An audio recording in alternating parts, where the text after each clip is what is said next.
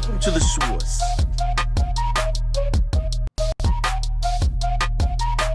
The source. Source.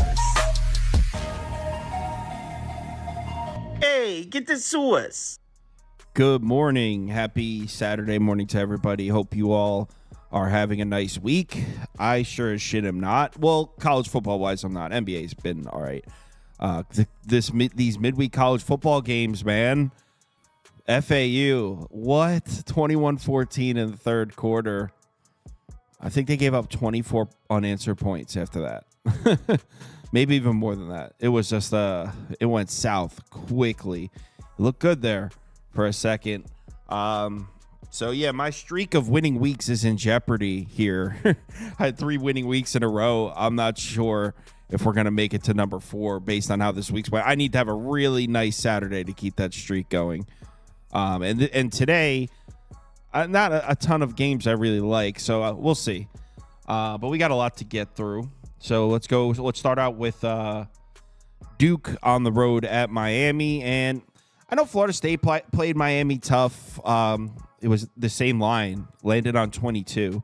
So Florida State didn't cover last week, but I mean, it was in play up until the very end. It looked like they were going to cover for most of the game. The thing is, you might look at it and be like, hey, Duke's a good defense. They could play Miami tough as well. And that's true, but Duke doesn't have the pass rush that Florida State has. I don't know if Duke's able to. I don't know if Duke's able to throw Miami off their offensive rhythm quite the same as Florida State. Just a step down talent-wise, and like I said, they don't have the pass rush. So I guess it would just be Miami. I'm not gonna bet this one, but it would probably just be Miami. But yeah, this is a pass. Yeah, I'm still not believing in Duke. I know they played SMU close. Malik Murphy actually, I feel, had his best game by far this season. But man, they should have won that game. 3 picks by Jennings, and Duke couldn't take advantage. The issue is Duke had 6 turnovers and lost. And then lost the game. They were +6. I don't know how that's possible. It's possible because even though it's Murphy's best game, some of his throws are still terrible. He still threw 19 incompletions. That was it. That was their chance to be ranked, and now they're gonna go into Hard Rock. I think they're gonna get their doors blown off. Personally, you look at Miami's last games. No, they should not be 8-0 probably, and no, they're not really covering these games except the Florida State game where they covered by the hook. But yeah, Virginia Tech by 4, Cal by 1, Louisville by 7. Those 3 teams have by far a better offense than Duke.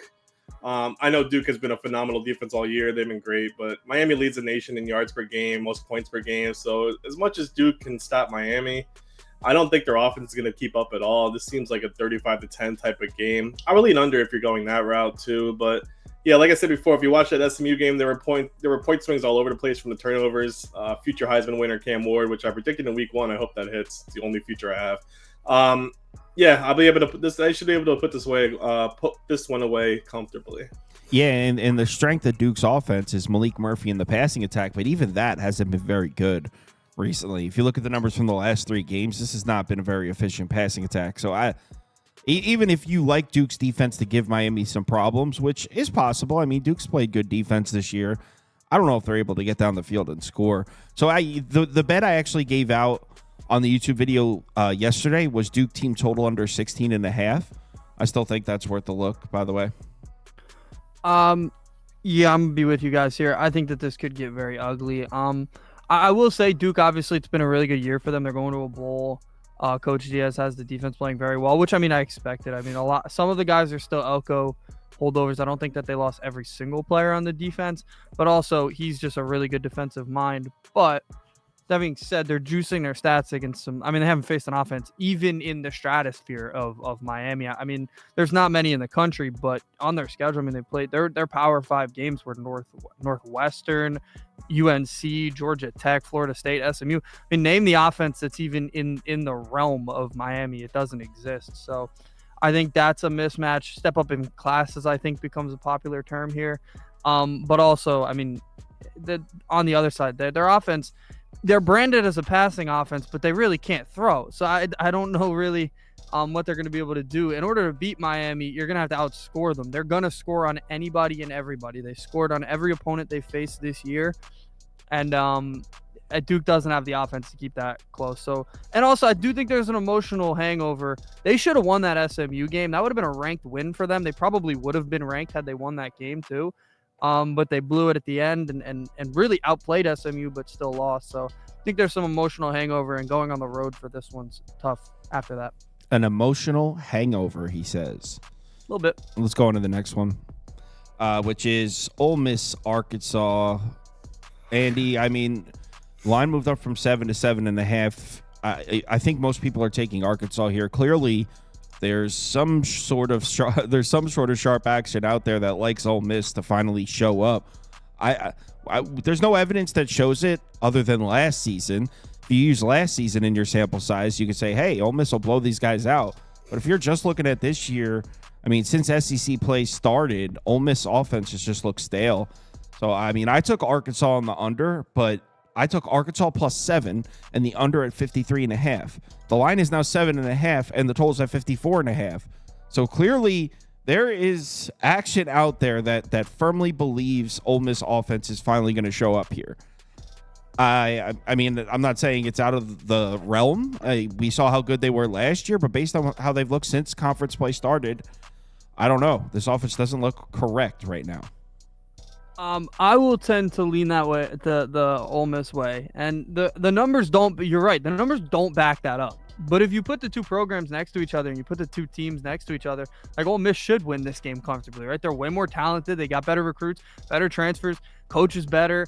They can score, right? Everything tells you from that standpoint. But then when you look at the numbers, you're like, well, they played like shit pretty much in the SEC play to this point. I mean, they couldn't do anything on LSU's defense. LSU's defense isn't very good. Like, it doesn't tell you anything when you look at the numbers, but just the idea that Ole Miss at some point, I think, has to come out of their shell and score a bunch of points. I think this would be the spot. A little worried for Arkansas too. They scored a lot last week on Mississippi State.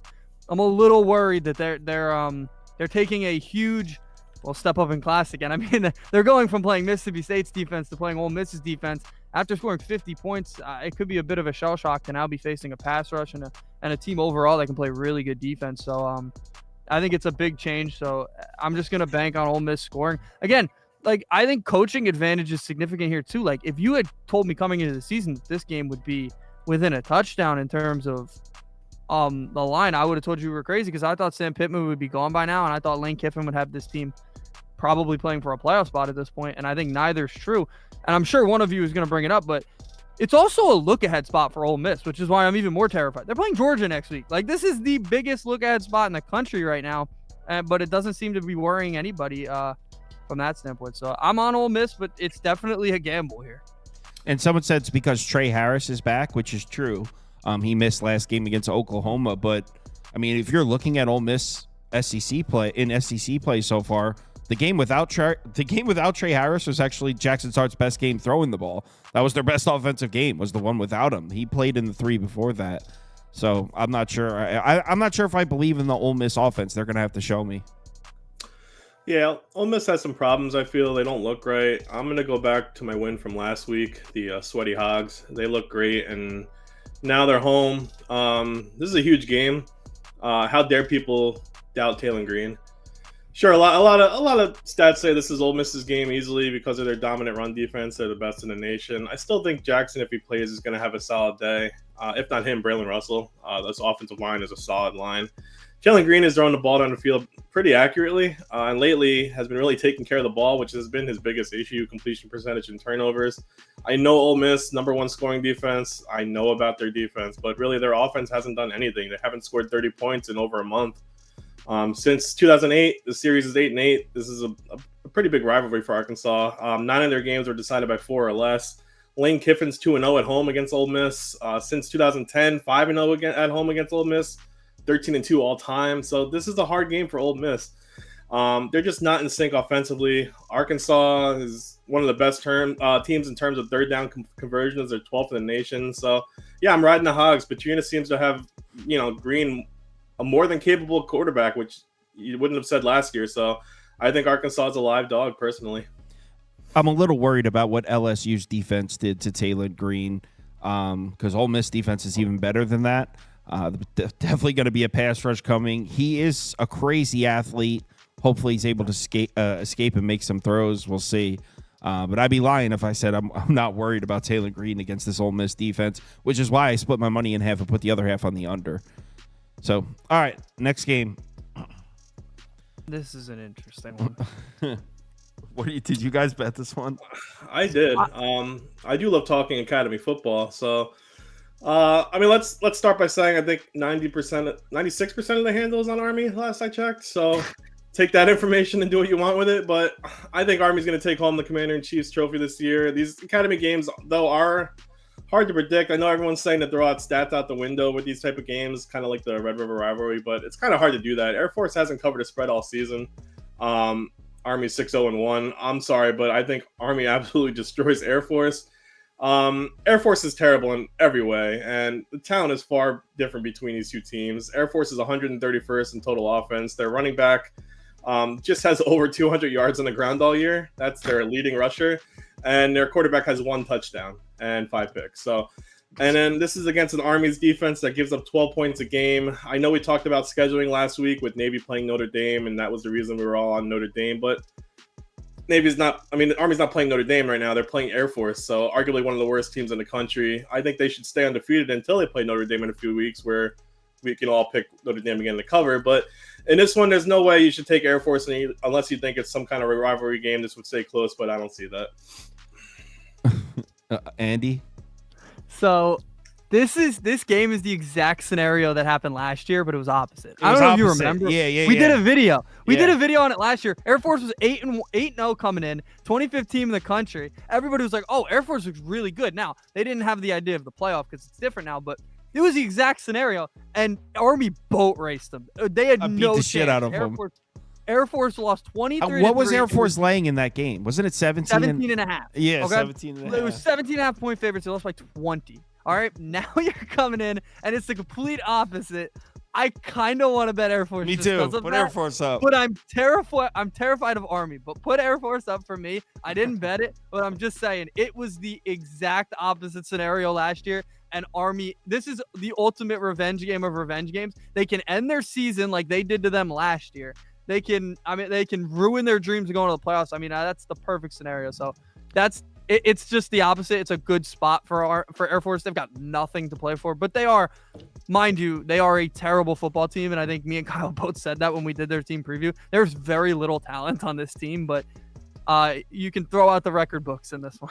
Yeah, what Andy says is spot on. So last year, going into the Army game, Air Force was 8-0. They were they were in first place in the Mountain West. Obviously, they were undefeated. Army, on the other hand, was 2-6 and was looking absolutely terrible. Air Force was like 17 and a half points and got smoked by Army. And when I say the whole world was betting Air Force last year, the entire planet was like, Army, are you joking? It's the same situation. So yeah, screw it. Air Force up. Bet it. Please bet it. I want to see a ticket.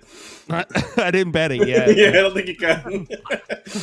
I mean, Army is so much better than Air Force so far this year that it's like they're not even in the same conversation. They're not. It's really bad. All right, next game. Minnesota, Illinois. Man, I feel like everyone's on the other side here, but I know Scoop's on Illinois too. I'm on Illinois, +3. I also got the team total early. Illinois team total over 20 and a half. You can't get that anymore. I'm pretty sure it's all 21 and a half, 22 and a half now. I think it's a perfect buy low spot on Luke Altmaier against a Minnesota pass defense that I think is really overrated. Minnesota's defense racked up. Hold on, I have this game open. I have my notes right here. Check this out. So, where is it? 1 second. It's a good graphic. Here it is. Okay. So Minnesota's pass defense, ready for this? In their first 5 games, they were allowing 97 passing yards per game. 97 passing yards per game. They were against North Carolina, where Max Johnson got hurt in the first quarter, an FCS program, Nevada, Iowa, Michigan. Not even a team that remotely can throw the ball. So through the first 5 games, Minnesota was racking up these elite numbers against the pass, against teams that don't/can't throw the ball. In their last 3 games since then, 48.8% success rate per dropback. So teams are throwing the ball on Minnesota. And if you look at the full season numbers, it still shows that Minnesota has a strong pass defense. I don't think they do. I think it's getting exposed in the last few games, and we're going to see those numbers continue to fall. On the road at Illinois against Luke Altmaier, a guy we know that can throw the ball. He's had some weaker games against the stronger competition, right? He struggled against Penn State, struggled against Michigan. So, I mean, these elite pass rushes can get to him. I wouldn't consider Minnesota an elite pass rush by any stretch. I think the market's overreacted here, having Minnesota laying 3 on the road in this one. Not to mention Brosmer, by the way, looks like the man. Tip my hat to Brosmer. He's been playing well. That being said, his 2 road games, not so much. I mean, Minnesota's passing offense looked way better in their 2 home games. Their last 2 road games, 5.85 yards per pass attempt. So even though I'm not really a believer in Illinois' defense, I mean, let's not forget that Brosmer is an FCS transfer on the road. I mean, it's not crazy to think that he struggles here. So I'm on Illinois. What is the poll on here? Is Illinois. Everyone's taking Illinois? So yeah, everyone I talk to is taking Minnesota. So it looks like Illinois is a public dog here. I don't care. Yeah, I mean, Minnesota's improved in every facet of their teams since the start of the season. Not only their defense can continue to be awesome, but like you said, they're actually getting passed on a little now. Their offense did click last week against Maryland with Browser throwing over 300, and their running game got going a little. I think this is an overreaction. Like you said, Illinois was clearly outclassed against Oregon. But I'm not buying into Minnesota's capability of beating tough teams, really. This is only their 3rd road game all year. They barely beat UCLA and lost to Michigan. So Illinois lost to Penn State and Oregon. Now they're underdogs to the Gophers at home. Nah, I don't see that. So I know Brosmer's been a lot better lately. He's been a good quarterback. But yeah, I think it's a buy low on Altmaier too. Minnesota may take the ball away a bunch, but Altmaier usually protects the ball. He had a bad game against Oregon, but Minnesota does have holes in that secondary, like Kyle just said. And listen, on the other side, Minnesota has no run game, so you're relying on Brosmer to throw on Illinois, who's way better than what was shown in that last game. So I just think they're determined to win this game. I think they win out the rest of the season. Personally, this is by far their hardest test the rest of the way. Illinois is just a more balanced team, and Minnesota's 2-5 as a road team the last couple of years. I just feel like the wrong team's favored in this one. Like Kyle said, I think it's a bit of an overreaction. Lil Drew? It's not true. I know they have Sparty coming up. That's a tougher opponent. I just need one more win for my win total, and I don't see it. It's not going to happen. But I agree with everything these guys say. I'm also on Illinois. Another thing I want to throw in, because they pretty much said it all, Brosmer on the road has not been anywhere near as good. Illinois' defense may be bad, but they tend to have some of these games at home where they look really good. I know they looked really good against Kansas early in the year, forced some turnovers, and in this situation, I think you could see Brosmer turn the ball over. I think I actually put down the underdog too. And a big reason for that, and I know Prop Beaver loves coverages in the NFL, loves the man against zone splits. Well, there's no bigger split I've seen than Brosmer against man this year. Man, they are great. His pass grade is 129th and 127th in passing against man. Well, Illinois 6th in man coverage. So like he's been terrible against man this year. That's all Illinois is running. I think that could force a mistake or two on the road. Like those types of things make me think that this is a really good spot for Illinois. I also think last week, I think we're going a little overboard with our love of Minnesota for beating Maryland last week. Maryland's O-line is so bad that all you have to do is give a little bit of pressure on Billy Edwards, and that team folds. We've seen that multiple times now this year. Well, the Illinois O-line's a little bit better than that. They're not that bad. So, like, I don't think that Altmaier will be under pressure and make mistakes. I think Brosmer could be like. So, yeah, I think all around there's some good spots there for Illinois. I think on the road, at home, they should not be underdogs here. So. We're all in Illinois. Next up, Northwestern Purdue. Scoop sniped this one. Scoop got Purdue plus 1.5 early in the week. They're now laying 2.5. Didn't you say one of your favorite bets of the day? Yeah, I just think these two are pretty evenly matched. I mean, this is a gross game. Let's be honest. Yeah. Both of these teams are out of pretty much everything. I don't think Northwestern's going to get the 6-6 either. It's crazy to say, but I think Purdue can easily beat this Northwestern team.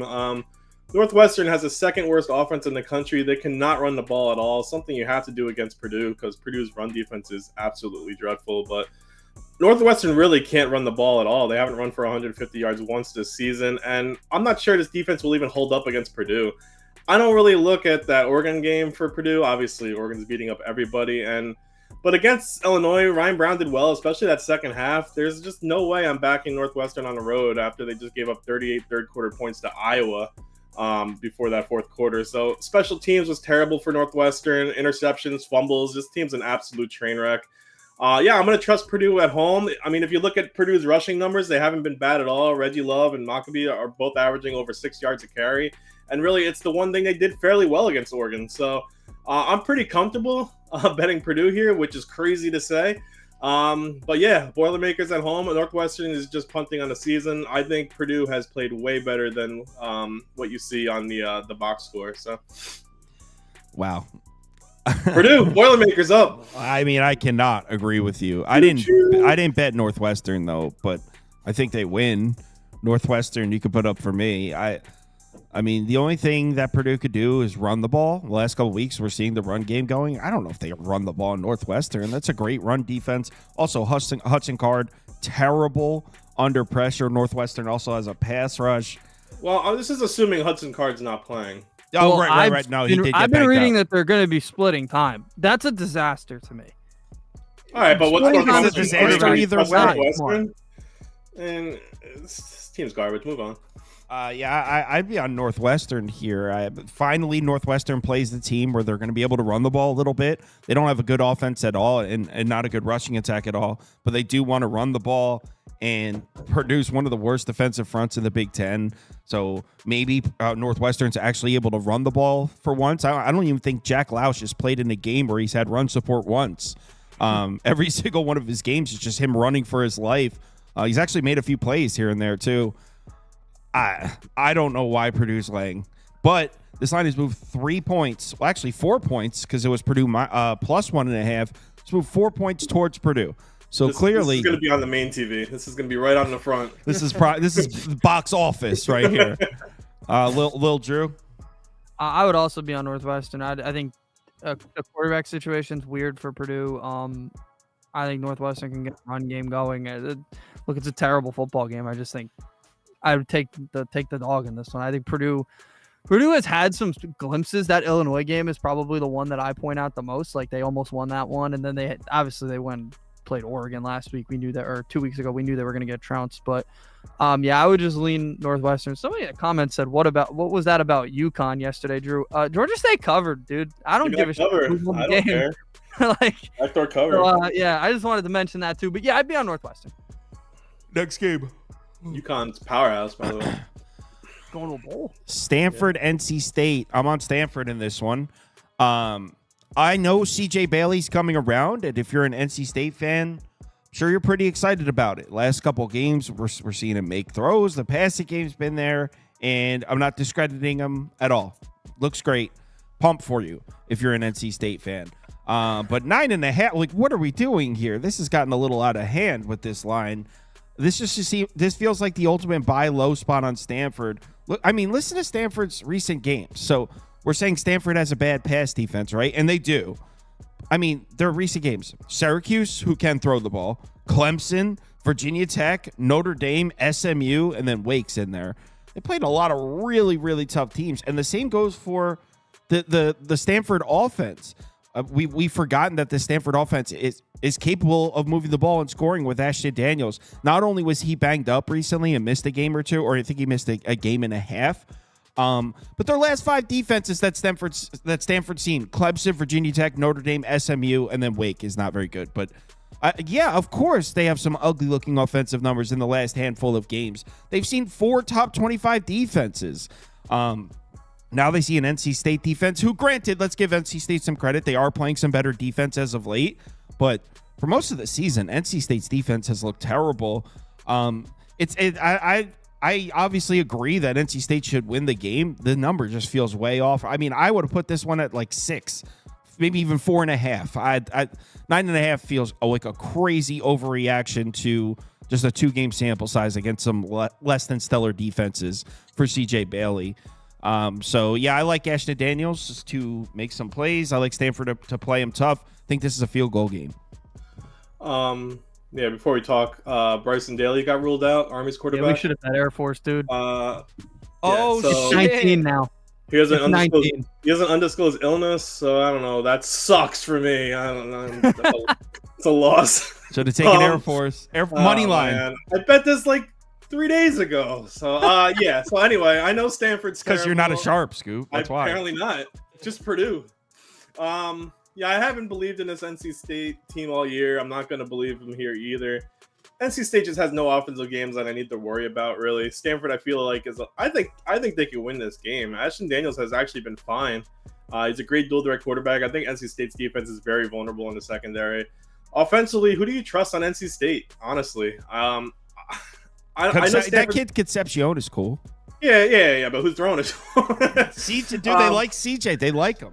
Yeah, I know Stanford's defense his defense has been terrible, but NC State also gives up 31.5 points per game their last 5. I'm not a fan of CJ Bailey, even though he puts up chunk yards against Cal, but I don't know. They don't really have a run game.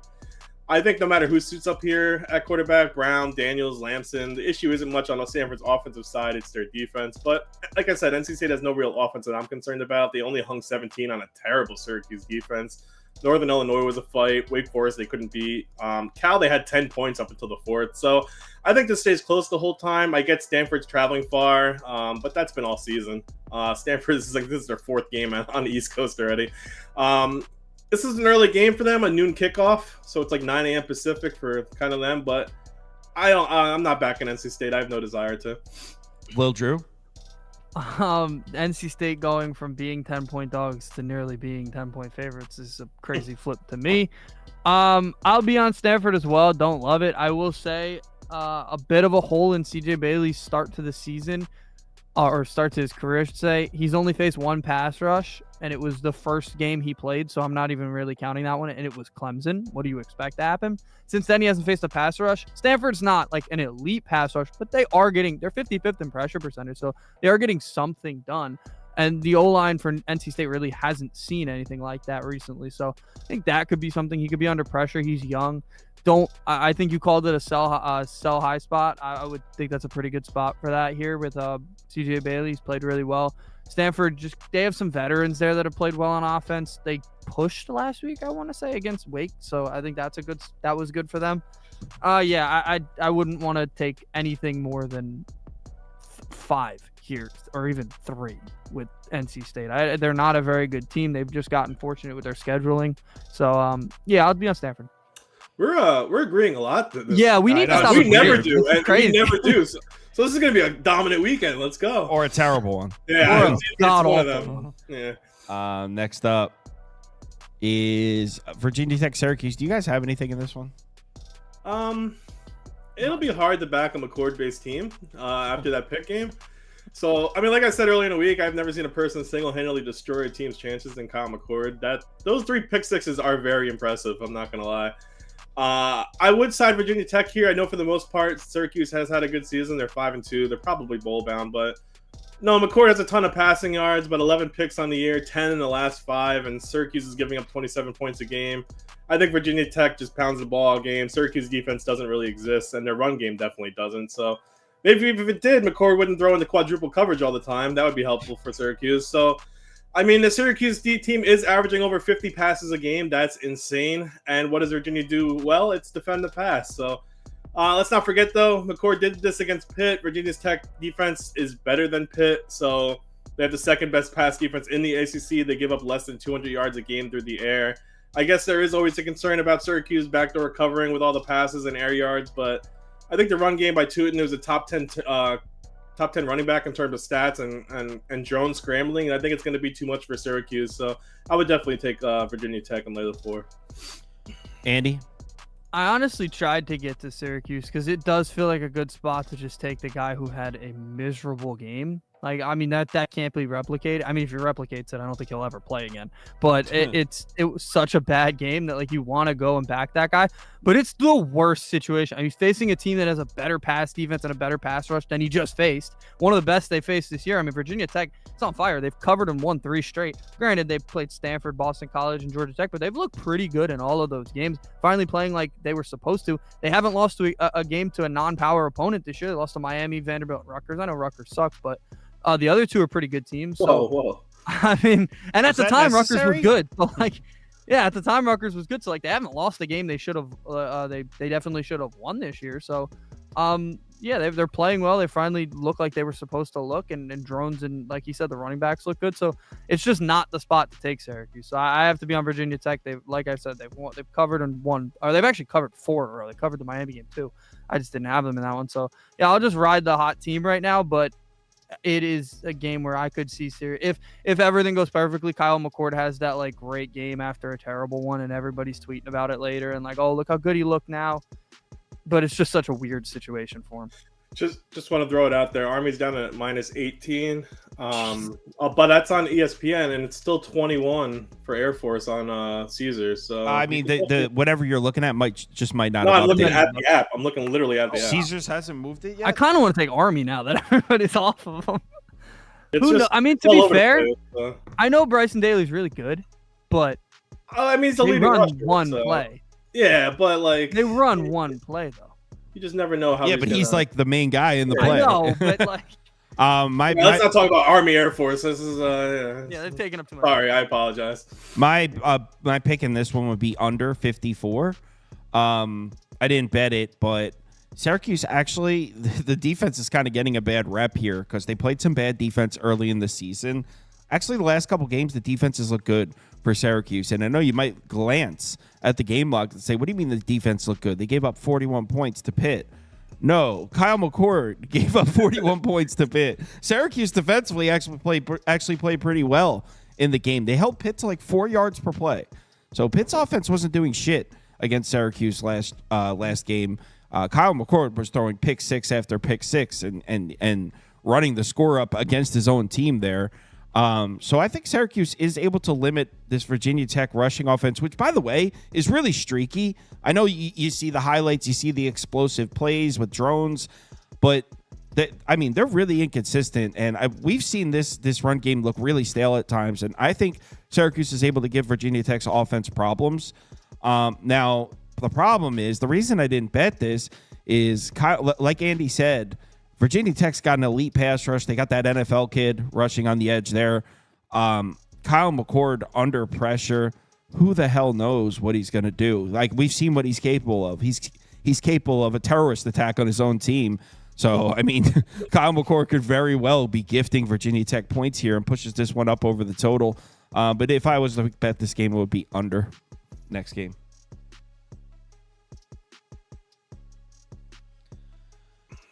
Vanderbilt, SEC ball. Auburn.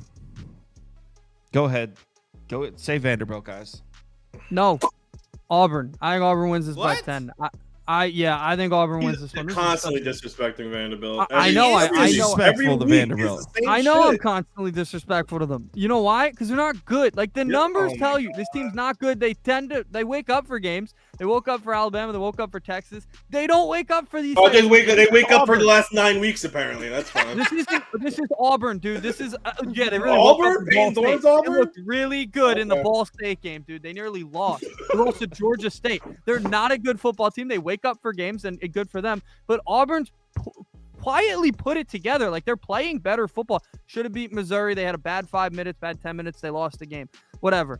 Then the next week they looked good against Kentucky. I doubt anybody watched it because it was Kentucky. But Kentucky and Vanderbilt are very similar. They played a close game earlier this year. Go watch it. They won by Vanderbilt won by 7. It was a close game. This time Auburn now put it together. Vanderbilt's been waking up for these games against Alabama and Texas. This is not Alabama or Texas. This is just another SEC game. This is Auburn. Vanderbilt's starting to have expectations now. In normal years, or even if they had not played Texas close, this probably would have been 10 to 11 points anyway. This line, what it was 6.5 earlier in the week, and it went up to 7.5. I saw some 8s. That's perfect to me. I think Auburn's going to win this by 10. Guess who Pavia already beat? Auburn when they was on New Mexico State. So Yeah, he did already. So it's a revenge spot. no revenge spot. There's absolutely no way I'm betting against Vanderbilt at this point. You can't make me. I will not do it. I think the entire country is on Vanderbilt. All the people living in the States betting illegally is on Vanderbilt. All the way to Chinese Taipei, they've heard about Diego Pavia, and they went in on the action. I don't care. What has Vanderbilt done to make them 7-point underdogs to Vanderbilt?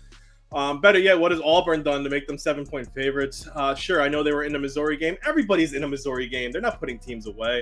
And then you face a Kentucky team with no offense, one of the worst in the country. Let's just compare the two quarterbacks first, Peyton Thorne and Pavia. If you switch these quarterbacks, Vanderbilt, Auburn would be the 5-3 team, possibly better, and Vanderbilt would be the normal Vanderbilt they always are. So, Piston Pavia is going to lead. I know he's banged up, but this guy leads the team in rushing. He's got 13 touchdowns, 3 picks. Thorne is turning the ball over in every single game. He gets sacked constantly. He can barely throw for 200 yards. The way Vanderbilt shut down Texas' run game last week is the same thing they're going to do to Auburn this week. They're going to stop the run, make Peyton Thorne throwing the ball, and they're going to win the turnovers battle. So Vanderbilt 6-0 again as an underdog against the spread this season. This number is too high. They're going to cover again. Vanderbilt up. Now I'm betting. I already did bet. I'm going to bet it again. I would side with Andy here. No. Dude, fuck Vanderbilt. I don't like them. In all seriousness, what Andy said is right. I mean, this team, you look at the numbers, I mean, team's having like 3.5 yards per carry. Peyton Thorne, he had that one game against Cal that's kind of overshadowing the rest of his season that really isn't that bad. That being said, Auburn's coming off games against Georgia, Kentucky, Missouri. 3 tough SEC defenses. Now they get a home game against Vanderbilt secondary. I think Peyton Thorne's going to make throws in this game, and I think Auburn's going to score a lot. I think they blow them out. I think it's going to look like the Vanderbilt of old. I know everyone hates it. I didn't bet it. Sounds like Andy actually bet it. Yeah. I didn't bet it because I'm a little bit scared of this Vanderbilt team. They got the magic. But yeah, Auburn next. Peyton Thorne, get out of here. Oregon, Michigan. I took the Wolverines plus 14.5 in this one. Obviously, we know Oregon's an elite team, but I think we're getting we're getting decent value on the line here based on the fact that Michigan plays those back-to-back road games and looks so bad that the value on Michigan just completely dropped, and it seems like everyone forgot that this team was pretty tough at home earlier in the season. I mean, they beat USC outright. The only bad game in there at the Big House was Texas. Other than that, I mean, they're 5-1 at home. It's not an easy out to come into Michigan and I mean, just to score. How many points are they going to need to cover this? 35. Oregon is elite in basically every facet of the game except one thing: the run defense. They've been getting run on recently, which is why Michigan might be a tough matchup for them going into the Big House against a Michigan team that's just going to run the ball. I think they're going to be able to move the chains against Oregon. Look, trying to say Dillon Gabriel's going to be stifled here. I mean, he's as seasoned as it gets, and he's been in all kinds of pressure situations. He always makes the plays. So I'm sure Dillon Gabriel will be fine. That being said, this Michigan defense is capable of taking the run away from Oregon. They've played some pretty bad run defenses recently, Oregon. So going on the road to Michigan, this is by far their toughest road test of the year. And I mean by far. Up to this point, who's their toughest road opponent? Oregon State? I mean, this is serious shit here. Oregon's been running the ball on bad defenses. Now they're going to try to run the ball on Michigan in the Big House. It's a little bit of a different situation. Like I said, I'm sure Dillon Gabriel will be fine with the Michigan pass rush. He's been in these situations before. But if Michigan's able to take the run away from Oregon, force Dillon Gabriel to do it all with his arm, I expect Michigan to run the ball. All of that adds up to a line closer to 10 than 14.5. So I bet Michigan. Yeah, call me crazy, but I kind of agree with Kyle. But I mean, do I think Oregon will win? Yeah, I do. But I took under team total for Oregon, 30.5. The last 4 games, they've averaged 34 a game, but two of those games were impressive. Obviously, the Ohio State game at home, though Ohio State looks a bit shaky right now, and Illinois with 38 last week. But even so, like Kyle said, Oregon's 3 away games are Oregon State, UCLA, both short trips, pretty bad teams, and Purdue. And we all saw how Purdue is capable of, even though Purdue's going to win today. But so this is the 4th road game going across country, playing in the Big House against a very dominant defensive team. Offensively, no, of course not. There's no way in hell I would trust Michigan's offense. They haven't scored 28 points all season and are in the bottom 5 in passing. So, no, I'm not betting Michigan to cover. I'd rather trust their defense. Besides Ohio State, this is the best front 7 that Oregon has faced all season. And really, they even rival Ohio State if you look at the stats. So, even though Michigan can't pass, you can run on Oregon's defense. Hell, Purdue did it. So Michigan definitely can do that. They can click it. They can have the time tick away on their run game. And I mean, Oregon's not. I mean, offensively they're fantastic, but they have long drives. Every drive is taking a long time, so the clock's going to tick there too. Michigan, like I said, can't pass the ball, so this is going to be. I think it's going to be a lower scoring game. I think I like the Oregon under. Andy? I'm going to be on Oregon here. I will say Michigan's branded as a team that can run the ball, but to be fair, I haven't seen it recently. I know the success rates kind of tell you they've done a little bit better than the numbers show, but I mean, Minnesota 3.6 yards per carry, 4.7 against Washington. That's good. But the last two games, 3 with Illinois, 3 yards per carry, and then 3.8 against Michigan State. That's not good. And that Michigan State game was at home. And they should have won. I mean, they obviously they earned the win. They covered, but they got a little bit of the Aiden Childs Michigan State experience. There were some mistakes in that game Michigan State made. Again, they turned the ball over the goal line again, which just keeps happening. We'll talk about that later. But they missed some field goals. There were some situations that allowed Michigan to win that game. They earned it, though. They played well. I mean, Davis Warren came out and he was slinging it. I don't think he's going to do that against Oregon. And I think Oregon is comparable. They're a little bit behind Michigan State in terms of stopping the run, but they're still decent at it. They're 15th in effective rush, so they face some good rush attacks.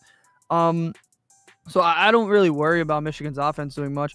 I just don't think I know their defense is branded as good as well, but this is Dylan Gabriel. This is the number 1 team in the country in terms of offense ranking, offense, everything pretty much. I mean, they're amazing. They score, I don't know what they're averaging, probably almost 40 points a game. I think they'll be near that number. I know he has the under. I personally think that they're going to drop 35, 40 on him. Like you said, we've seen Michigan only struggle in 1 home game this year against Texas.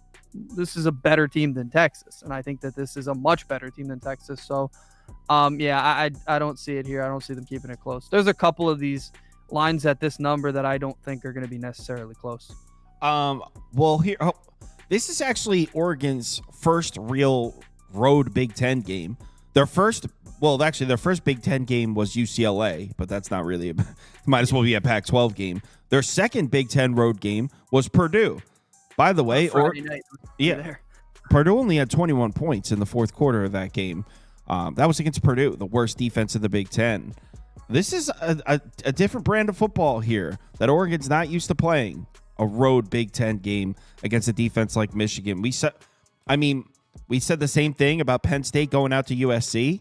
We're like, yo, this is different out on the West Coast. Penn State's not used to playing in that type of game. And then in the first half, Penn State was down big. They ended up coming back and winning. USC covered.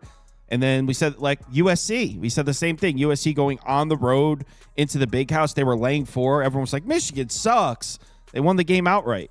So, yeah, Oregon's first Big Ten road game here. Next. Texas Tech, Iowa State. Does anyone have an injury update on Baron Morton? I think the only thing I had seen is he's expected to play. Thamel usually is the guy I follow for injury updates. I don't think he's tweeted anything about him. So that means he's playing or not playing? He said he's expected to play was the last thing I saw. So he was in a sling. He was in a sling. But that doesn't just because you're expected to play doesn't mean you're going to play very long. You could just put Iowa State minus 13.5 for pass for me. If Baron Morton doesn't play and they start that freshman on the road at Iowa State, I mean, this should be a bloodbath. But if Baron Morton plays, I still think Iowa State covers. If I'm being honest. But if Baron Morton doesn't play, this line should be 20. So I got nothing. Iowa State or pass. I'm going to go Texas Tech here. Obviously, this is assuming Morton's playing, which it says they most likely to. But, the injury reports for college sucks. Their offense can keep up with anybody. They covered for me last week, but they definitely blew that game. And any chance to compete for a Big 12 title, they should have won. And really, their defense has played better than they normally did. Their offense controlled the clock, couldn't win. I think Texas Tech stays in this one with their ground game and do the same thing they did against TCU, control the clock and hold the ball this time. 2 fumbles killed them that game, too. Iowa State's just not great of a defense defending the run. You saw them against UCF. They should have lost that game. They sneaked a win to remain undefeated, but if Tech controls the clock, puts it on the ground, and they'll definitely open up their passing game, which, again, if Baron Morton plays, he's doing great at it. 17 touchdowns, 3 picks. The issue obviously, if you watch college football, it isn't Tech's offense. It's obviously their defense, which has killed them in these games. Rocco Beck also has some problems taking care of the ball lately, so Tech can run into an interception, maybe accidentally, because that's usually what happens with their defense. So since they are really terrible at their pass defense, but I feel like their offense will stay in this game with Iowa State for most of the game, make this competitive. Iowa State's last 2 games, they've struggled. They can be beat, and I think the pressure's on them now to remain undefeated. Andy? I'll be on Iowa State. Texas Tech can't play offense on the road. That was the thing coming into the year, and it's continued. They've had 3 road games, and Barron Morton, whether on the field or off the field, they haven't been able to do anything. This team can't do anything scoring-wise when they're playing away from Lubbock. So, I know it's 2 touchdowns with Iowa State, and Iowa State's not exactly – well, normally they're not a team that scores a lot, but they've been pretty good at it this year. I think they can cover 2 touchdowns easily. And it says he's the same thing. The update, he's expected to play. Even if he plays, man, like he's not as good on the road. He's part of that. The freshman looked really bad against TCU. The TCU's pass defense has actually been pretty decent this year, so it's not like it's that bad or it's that surprising. They also have a bit of a pass rush there for a freshman to come in and play his first game, but this is still, all the things that I just said TCU had in that game are the same thing Iowa State has. So if the freshman has to come in, it still could be a disaster. So if Morton plays and is healthy, I don't want to be on this bet. But I still won't take Texas Tech. But I'm not betting it just because of Morton's health. So. Yeah. 9 Windiana. When is this team going to lose? I've had enough, man. I've had enough of 9 Windiana. You know what's funny is I saw that I was watching something this morning. It was like if Indiana loses 1 game, they're probably not going to make the playoffs because of their schedule. So this one. I'm not betting against Indiana the rest of the season. I feel like it's Indiana or pass for the foreseeable future. I don't want to bet this game, though. They're going to falter somewhere, and what better way than when 95% of the money's on them. I feel like I lost the winning streak, though. I think it's too late to hop on now. I lost some money there, but I'm not talking shit about Indiana. I'm really not. I'm down too. But every single game they played are 500 or worse. Just look, that's just the numbers. And this game, Michigan State's 4-4. They look meh. Their big 2 games that'll make or break their season is obviously next week in Michigan, and then at Ohio State is their big ones. But we'll see who the real Indiana team is then. I'm not calling them frauds. They've been awesome. They've been blowing out these 500 or worse teams, which is what they need to do. I don't see why that changes here. I would side Indiana. Michigan State's not a good team. Obviously, this team's a lot different with Rourke. Last game they won without him, even with the season low in passing yards. What I was saying about Oregon does play here. Only Indiana's 3rd road game. This is probably their hardest road game they play. They played Northwestern and UCLA on the road. So even so, Michigan State just has no good pass rush. Rourke will have a ton of time, which isn't great for Michigan State. I think it was a few weeks. Actually, Michigan State, it's been a few weeks without them recording a sack. That's great. And I'm not trusting Aiden Childs still. I'm sorry. So, yeah, it's Indiana or pass, but I also don't know how Rourke's going to do. He just had surgery 2 weeks ago on his thumb, so I don't know how that's going to play into this game. But it would definitely be Indiana or pass. Andy? Put up Michigan State. I wanted the number to go up when Rourke was announced in. I thought it would. I thought it would reach almost 10. But it never moved. But it's still within a touchdown. I think they can keep it at that. Aiden Childs has been really, really good in terms of yards per attempt the last couple of weeks. He's been a slight bit better against zone, not significant, and that's all Indiana runs. They only run zone, which maybe that can help. It's a home game, which also helps. So there are signs toward pointing at Michigan State. But for Indiana, they pretty much just have to keep doing what they're doing, and they'd cover this. But with the quarterback situation, with Rourke being back and coming off surgery, do I see a possible slow start? Maybe, or a fading at the end of the game. Either or there. So I think they can keep it close enough. And Michigan State's not a bad football team, so I think they can keep it close. Yeah, Michigan State's better defensively than we thought they'd be. And Aiden Childs coming off game. Aiden Childs, this is crazy. Aiden Childs' last 4 games, Ohio State, Oregon, Iowa, Michigan. Like, are you crazy? He's played 4 of the best defenses in the country all in a row. So Indiana is actually his easiest opponent that he's seen in a month, which is crazy. I don't know. I can't. What I want to take is under. But you can't take an under with this team. So, no, nothing. Don't even put anything up for me. It's nothing. But Andy, no. The Child's. There's Taker in there. Chirping about the Hoosiers. Loves the Hoosiers. Is there a reason you don't cover the Ohio State game? We are covering this. There's been so many people saying. People join the stream. It's a 2-hour show. People join the stream like, why aren't you talking about my game right now?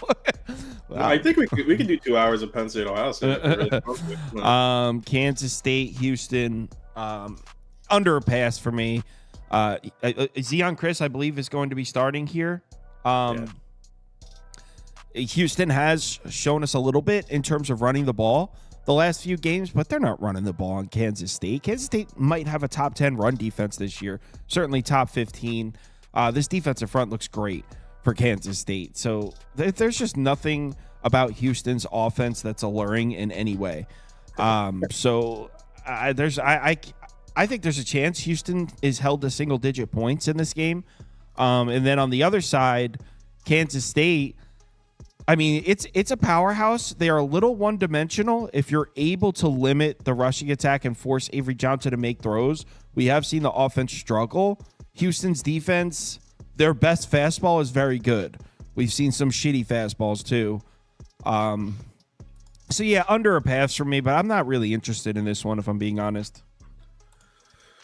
Yeah, that Houston game last week was about what I figured, just a complete garbage game that Houston happened to pull out. I'm taking Kansas State.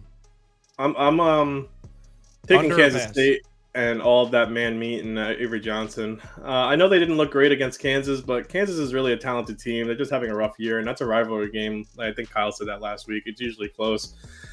Kansas State should absolutely destroy Houston, I feel. The only reason the spread isn't more is because of Houston's defense. That's what keeps Houston in every game. But, I mean, come on. Houston shut down a Wilson, and we all know that family's history with quarterback play with Utah. So it's different with Kansas State. I very much doubt this is a letdown spot for Kansas State. It's not like they're looking ahead to anything in the near future. After this, they play Arizona State, a struggling Cincy game before their huge showdown against Iowa State. I'm not calling Arizona State or Cincy easy wins, but I like their matchup in both. The issue with Houston is they have no pass game. They barely have a run game, and they will be running the ball. Kansas State was just going to clog up the line. Their linebackers are going to play up. Their run defense is their strength. It's their pass defense that's vulnerable, and what has Houston done to make you think that Houston can throw the ball at all? I think it's basketball season now for Houston. So, yeah, it's Kansas State.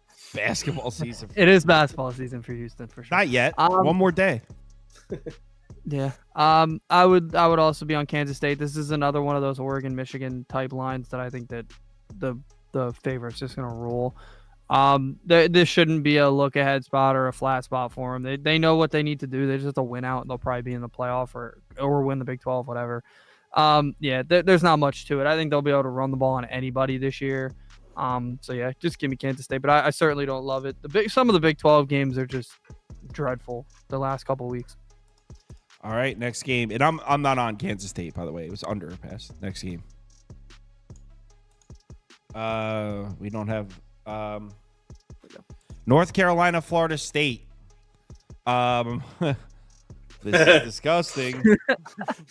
I know you love it. I bet Florida State. Do it. Say it. I don't want to go first. Someone else go first. I'll go first. I also bet Florida State. Oh my god. I think Florida State should win this outright. Oh my god. UNC played pretty perfect last week. I mean, the only thing that I was mad about is Murray and Hampton didn't get one more yard. Like, that was it. Other than that, they were great. Now they're coming off that great game, and they're going on the road, Florida State. At this point, they're desperate. They're desperate. Brock Glenn, maybe he'll get some plays, make some plays, and that'll be what they need to do. UNC is usually a bad pass defense. And Criswell, a young quarterback coming off that great of a game, sometimes they'll have a letdown. So that's pretty much what I'm banking on, that I think it's going to be a letdown for UNC. The home team being a dog also, I like that too. I think Florida State's just one of the better defenses UNC's faced this year. So. Yeah, Florida State's defense is really coming around, and it's not getting talked about because the offense is so bad. This Florida State defense is actually starting to resemble a top 25 defense. In fact, I'd go as far to say Florida State's defense is pretty much as good as we thought it would be entering the season. They look really good. In the last 3 games, they played Clemson, Miami. They've got elite numbers against the pass. So this Florida State defense is official. It's really just the offense, and they finally get a defense they can move the ball on. I mean, their last 3 games were at Duke, Clemson, at Miami. Like, no shit, the offense looks bad. Now, this is a bad offense regardless. But now in this matchup, they see a North Carolina defensive front that's been getting run on. The Virginia game, they did well. Virginia was forced to abandon the run early because North Carolina got up to a quick lead there. In the 4 games before that, North Carolina was allowing, I think it was 5.6 yards per carry. Teams are running the ball on North Carolina, so we're going to see Brock Glenn in a position we haven't seen him so far. We haven't seen him so far yet this year. He's going to have run support, something just we haven't seen from Florida State, or we haven't seen for Brock Glenn. Also, saying Brock Glenn's going to make throws on the secondary is crazy, but I mean, he played Clemson, Duke, and Miami. So finally, a defense that they're able to score some points on. I think Florida State wins as well. No, I'm not with you guys. Florida State had a bye after the Miami loss, so now they're back and ready, and this team's going to ball out, apparently. No, probably not. I can't back Florida State, man. What a disaster this program is. North Carolina finally had their huge win, killing Virginia and not blowing a game or spread, so that's new. The thing going into the season was North Carolina was supposed to be huge on defense, and instead they're statistically one of the worst in the ACC. But they finally played a good defensive game and really against a pretty good Virginia team this year. Obviously, Florida State sucks, but it's their defense, like you guys said, it's been a bright spot. Their pass rush is anyway. I still think Chris Wells should have a good game. Hampton should have his way with Florida State's defense. Florida State is by far the worst team in the ACC. I really think there should be relegation, like in soccer, where you could promote Old Dominion to the SEC and demote Florida State to the Sun Belt. But no, even though North Carolina has been terribly defensively, Florida State is a nice follow-up from that Virginia game, a team that can't move the ball whatsoever. I think Hampton's going to have 150-plus yards here. I think Florida State is just punted on the season. But I give you guys credit. That takes a lot of guts to bet Florida State. Yeah, good for you guys. I'm really, really proud. Florida State Knowles are taking this next. UCLA, Nebraska. So in my video I uploaded yesterday, I said I like the over in this game.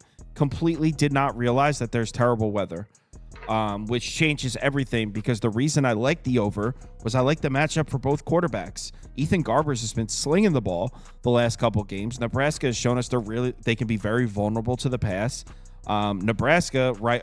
I felt like this was a perfect spot for Raiola to get back on track against a UCLA secondary that isn't very good. So I thought it was a prime spot for points, a lot of passing, but apparently the weather's supposed to be shit, and so I can't bet the over. This is a straight pass for me, because now that the weather's going to be bad, kind of think Nebraska might cover the 7, if I'm being honest. So you could put Nebraska up. That'd be my pick for me now, thanks to this terrible weather. If the weather was nice, I think UCLA could throw the ball in Nebraska and potentially even win. But in nasty weather, that just favors Nebraska and their big physical defensive front across the board here. So, yeah, I guess in the shitty weather, it has to be Nebraska or pass, but I'm not betting this. I'm also on Nebraska. I was on them beforehand anyway. I think UCLA's been doing pretty well against some bad competition recently, so that's part of it. But also Nebraska kind of needs that regroup. We see this with teams with young quarterbacks is you'll have your great start, as they did, and they lost to Illinois, and they kind of stumbled a little bit after that. They've had a couple of tough ones. They played Ohio State really well last week, and that's definitely a confidence boost for Raiola. Not that he did a ton, but I mean, they did keep it close, and now they're going back. They're staying home, I guess, because I think the game was at home. And they're playing a team that's coming off emotional highs, playing really well. Garbers has been doing really well against some bad pass defenses. Now Nebraska is a good pass defense, and now if you throw in the weather, I don't even know if he's gonna be able to pass anyway. So yeah, I was on it beforehand, but even with the weather, it throws that into, if Nebraska has to only run the ball, I think they'll be fine. So yeah, Nebraska -7. I'm going UCLA. Believe it or not, even though UCLA is 2-5, they're not that bad. They beat Rutgers. Sure, everyone beats Rutgers, but a 16-point loss to Penn State in the Happy Valley isn't bad, especially holding them to 27. A 4-point loss to a hot Minnesota. I don't know. I feel even with the rain, it's 40% now chance, but I feel like Ethan Garbers can pass on this Nebraska defense. Don't let that Ohio State game fool you. That was their best game all year for Nebraska. They got blown out by Indiana. Rutgers, they won by 7. The Purdue game, if you don't remember, was 0-0 at halftime. Nebraska's pass defense is not good, even when they're set on stopping the run. So I am putting my faith in Garber, even in a bad weather. It doesn't look too bad. Nebraska's last 4 games, 72% completion percentage from the opposing quarterback over the middle of the field. It's hard to trust the inconsistency of Nebraska's offense when it comes down to it too. You have to expect that Raiola as a true freshman, that those games kind of happen, but I still think this should be a passing game on both sides. UCLA has been solid on their run defense. Schlesinger has been one of the best linebackers in the country in terms of tackling and tackles for loss. I really think UCLA has a legit shot to win here. All right, next up. You can talk about this one.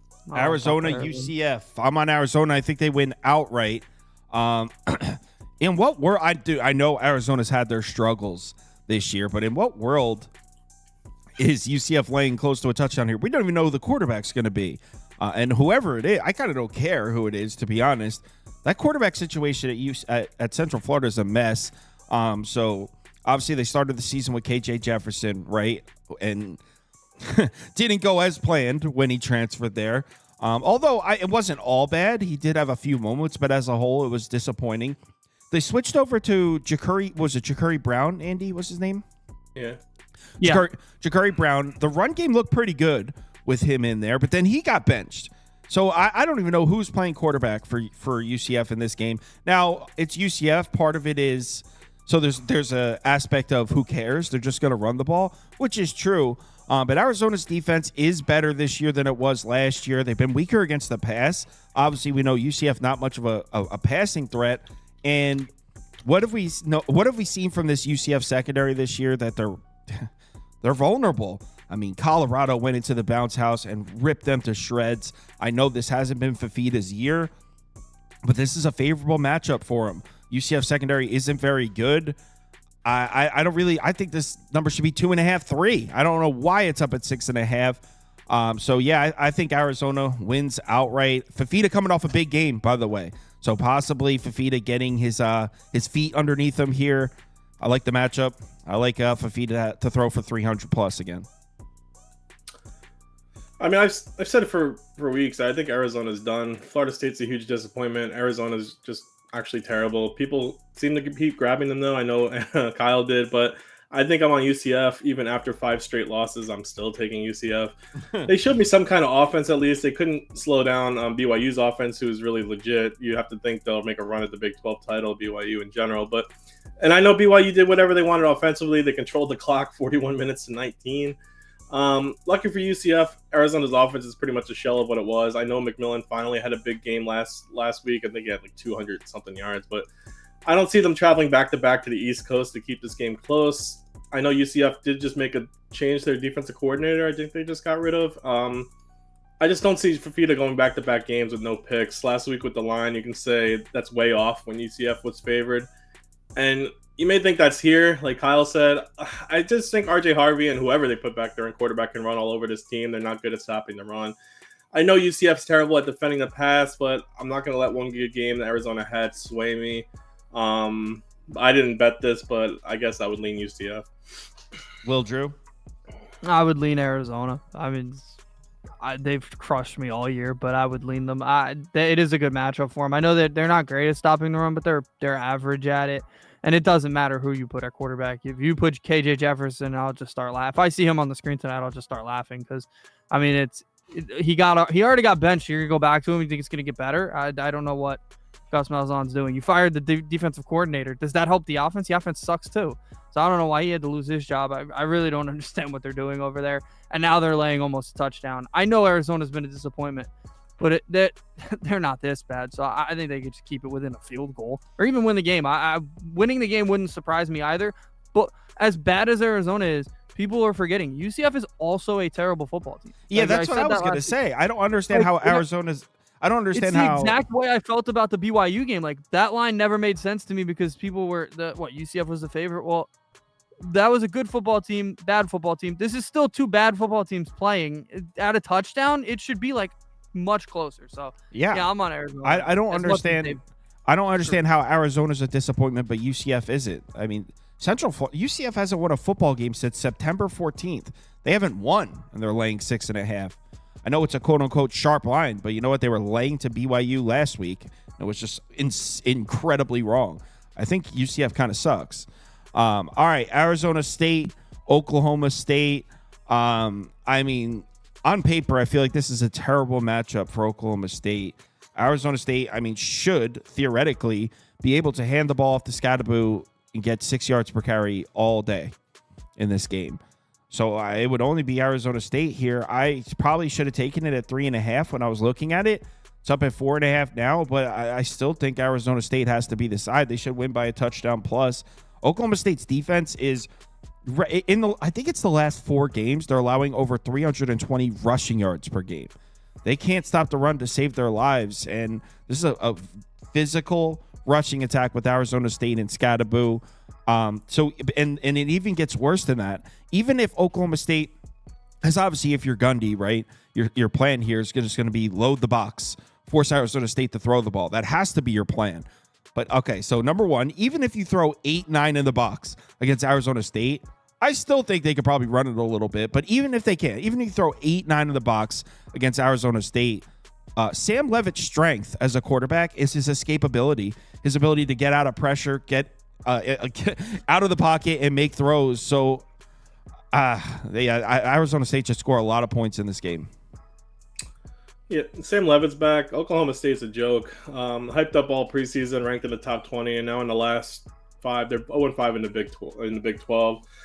And this is a Big 12 that's having a really down year, like Andy said before. It's just so bad. Their offense seems to be getting better, but their defense can't stop anything. 4 straight games giving up 38 plus, and I think Arizona State definitely has the ability to do that too. They did have a rough game against Cincy, but before then they were putting up points against some solid defenses. Arizona State did rush for almost 200 on Cincy, though. They just couldn't put it in the end zone. I don't think we've talked about Arizona State in a few weeks, I think, but this offense still goes through Scadaboo, like Kyle said. Not only with rushing, he's the second leading receiver on the team with 23 receptions and yards. So, but Oklahoma State is one of the worst teams in the nation defending the run. So I think Scadaboo is going to have a huge game here. Oklahoma State not only lost their last 5 Big 12 games, but the last 7 they're 1-6 against the spread in the Big 12, and they barely show any fight. I think they are an absolutely terrible tackling team. They bounce off of everybody against them, and Baylor just had 350 yards on the ground. I don't think Arizona State's going to get that high, but it's going to be their game plan anyway. I think Arizona State should win by a touchdown. Andy? Yeah, I kind of feel the same way as you guys. And I wanted to get to Oklahoma State, but there's just I can't see a world in which you don't look up and see that Arizona State averaged like 6 or 7 yards per carry. Like as much as I'd like them not to, and I think that this is like a good Gundy spot at home. You're a dog, like at night, like that is a really good spot for them. But how many times are we going to say that where they just don't win, don't cover? Like you can't put lipstick on a pig here. They suck. This is a bad. I'm sorry. Team. What was that phrase? No, you've heard that before. They've won 5 straight. No. You said you can't put lipstick on a pig. You can't put lipstick on a pig, dude. Doesn't make it prettier. So wait, how does that? They're a bad football. I'm gonna need you to break that down. How does that translate to an Arizona State bet? I'm not breaking it down. No, but simply, I just think Arizona State's gonna crush them. So you really can't. I tried to look for Oklahoma State. They're just bad. I mean, but you most definitely can put lipstick on a pig. Well, you can, but it doesn't make it pretty.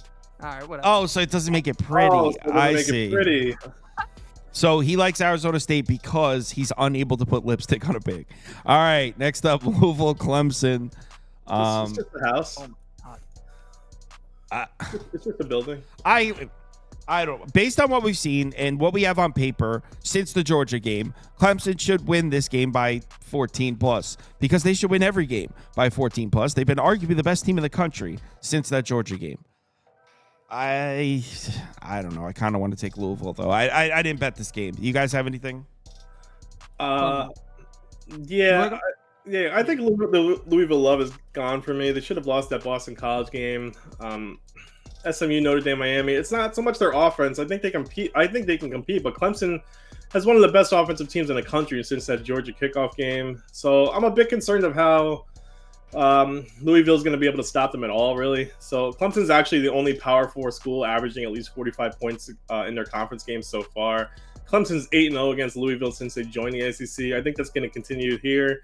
And Clemson, the last 3 games have made teams pretty much one-dimensional. They've only given up 59 yards rushing a game and making you beat them through the air. That can happen, but because Tyler Shaw has been really great this year, but he's been pressured a lot this season. So, like I said, offensively it'll be pretty even, but Louisville also has a bit of a turnover problem. Clemson has been susceptible to big plays down the field, but Louisville is worse, and by far worse on their defense. So if Clemson takes care of the ball like Klubnik has been doing, especially the fact that he's been pretty mobile, which Louisville struggles with, they're struggling with mobile quarterbacks, they should win this one by double digits.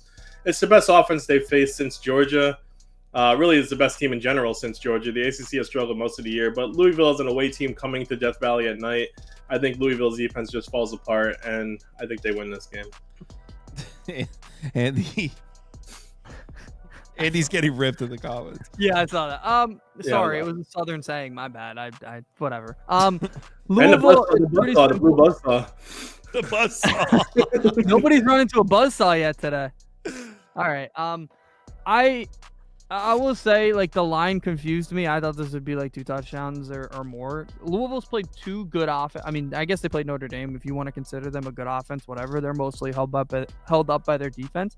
SMU, good offense. Miami, good offense. Both of those teams were able to do pretty much whatever they wanted on Louisville. I have no reason to believe Clemson won't have that same success. So I would be on Clemson. I thought the number would actually be higher, which kind of scares me because why is it 10.5, not 2 touchdowns or even 3? They're significantly better than Louisville. So we've seen Louisville week after week when they get these big games, they just don't show up. They also didn't show up against Virginia. They barely won that one. So this team's been disappointing all year. I don't expect them to just click against Clemson. So What do you mean? They showed up for the Miami game. Well, maybe their defense didn't. Their defense didn't. That's what I'm looking at is the Miami game. I would go probably over, maybe. Nah, not touching that game. Wisconsin, Iowa. So I kind of feel like, and it's crazy, a Wisconsin-Iowa game at Kinnick, and I think we're going to see points. It almost defies everything I know about the Big Ten West, or what used to be the Big Ten West. I kind of feel like both teams. Wait, hold on. Is this a weather game? Hold 1 second. Look, I hope so. Gotta check the run index. No, doesn't look like any Good? impact. All right. Weather. Yep. Yeah, the only thing that worries me, so my pick for this game would be the over at 41.5. It was at 40.5 when I recorded the video, and then it had moved up. Yeah, so I think both teams are able to move the football. This Iowa defense isn't quite the Iowa defense of years past. It's still a very good defense, but we're used to Iowa being a top 5 defense basically every single season. It's not the case this year. They're probably closer to top 25, somewhere in there. If your quarterback has time, we're seeing they're able to make throws on Iowa, and that's exactly what Braden Locke is for Wisconsin. If he experiences any pressure at all, it's a nightmare. But if you give him a clean pocket, he can make the throws. That's what he's showing us. But more importantly, Wisconsin might be able to run the ball on Iowa. Iowa has a very strong run defense, but we just saw Wisconsin running the ball in Penn State a little bit. Before that, who the heck did they play right before that? Wisconsin just ran the ball in back-to-back tough defenses. Hold on 1 sec. Northwestern. Yeah, on the road at Northwestern, they were running the ball a little bit. Another real tough run defense. I'm not saying they're going to run the ball all over Iowa. I'm just saying I think Wisconsin could average 4 yards a carry in this game. So I think they're able to keep the chains moving, score some points in this game. And then on the other side, I mentioned how Iowa's defense isn't the same as the Iowa defense we've come to know from years past. The Iowa offense, on the other hand, that rushing attack with Caleb Johnson is serious. It's one of the best rushing attacks in the country. Other than the Ohio State game, Iowa has run on every single team they've seen. So just what I said about Wisconsin, I like Iowa to run the ball, keep the chains moving, and score some points themselves. I'm a little worried taking it over when I expect the clock to be running a lot. I don't expect to see a ton of incomplete passes. I don't expect either team to take any downfield shots. I think the passing attack is going to be get it to the flats, quick throw underneath. The clock should continue to roll in this game, which should kill this, which is why I didn't bet it. But I do think it gets up and over 41.5. Yeah, I didn't really know which side to pick here. First of all, I think Brendan Sullivan's going to be the starter for Iowa. I think Cade McNamara has a concussion. I don't know if that's going to personally hurt Iowa. I mean, they don't. How many times yeah. are you going to drop back to throw? McNamara is just an okay quarterback anyway. I picked Iowa under last game, which looked great in the first half before Northwestern completely fall apart. I don't see Iowa scoring 40 on Wisconsin. Wisconsin did play a solid first half on Penn State, but that defense was too much for them. Iowa State's defense is not the defense from last year. Like Kyle said, the same concept, but worse players, worse defense. Not a bad defense. They're still in the top 25 in run defense, scoring defense, total defense, and do have 10 picks on the year, which may be an issue since Braden Locke has run an interception in all of his starts this season. But I like the over for Kyle too. Iowa games are now 7-1 towards the over. They keep doing it. They're scoring enough when it matters. I think they bounce back here. The bet I have, which I really like, is the Caleb Johnson over his rushing yards. He's statistically is the second best back in the country behind Genti. I do like his over rushing yards here at over 102.5. That's how they're going to win this game. He already averages 7.8 yards a carry. He has 20 runs over 20 yards this season. Wisconsin's only 66 in rush defense this year, giving up 144 yards a game. If you look at Iowa's rushing totals, no other back even has over 190 yards on the season. This is their whole backfield. He gets close to 21 carries a game, and now with Sullivan's first game, yeah, he might get even more here. So 102 and a half, I think is just really low for Johnson, who's averaging a lot more than that per game. So, Andrew. Yeah, I think with the backup quarterback in that they can kind of key in on the run, but that doesn't mean it's going to be successful. So I think Iowa should be able to run the ball and get this. I over the total is fine, but I also think they should just win the game outright. Wisconsin not great overall. Braden Locke also on the road. I think the only road game he started where they looked good was Rutgers, and I mean everybody looks good on Rutgers, so tough to really gauge that one. This is a much better defense, so I would lean Iowa, but it's certainly not one of the better games or games that I like tonight. Next. I like this one. USC Washington. I like this one too. What do you got, Andy? Oh, I didn't know I was going first. Washington, 100%. I'm on the other side. I get what? I'm on the other side. Oh, okay. I get people are looking at USC, and it was a disaster, right? That loss to Maryland kind of took them off from me. But then last week they went back home. They played a weird 11 o'clock, I guess 11 o'clock to our body clocks, but to them it was an 8 o'clock game against Rutgers. And am I supposed to be impressed that you blew out Rutgers? Like, that's your job. There's a lot of Rutgers now hate they're going on the today, road. Andy. It's situational, the teams that they're losing to are playing.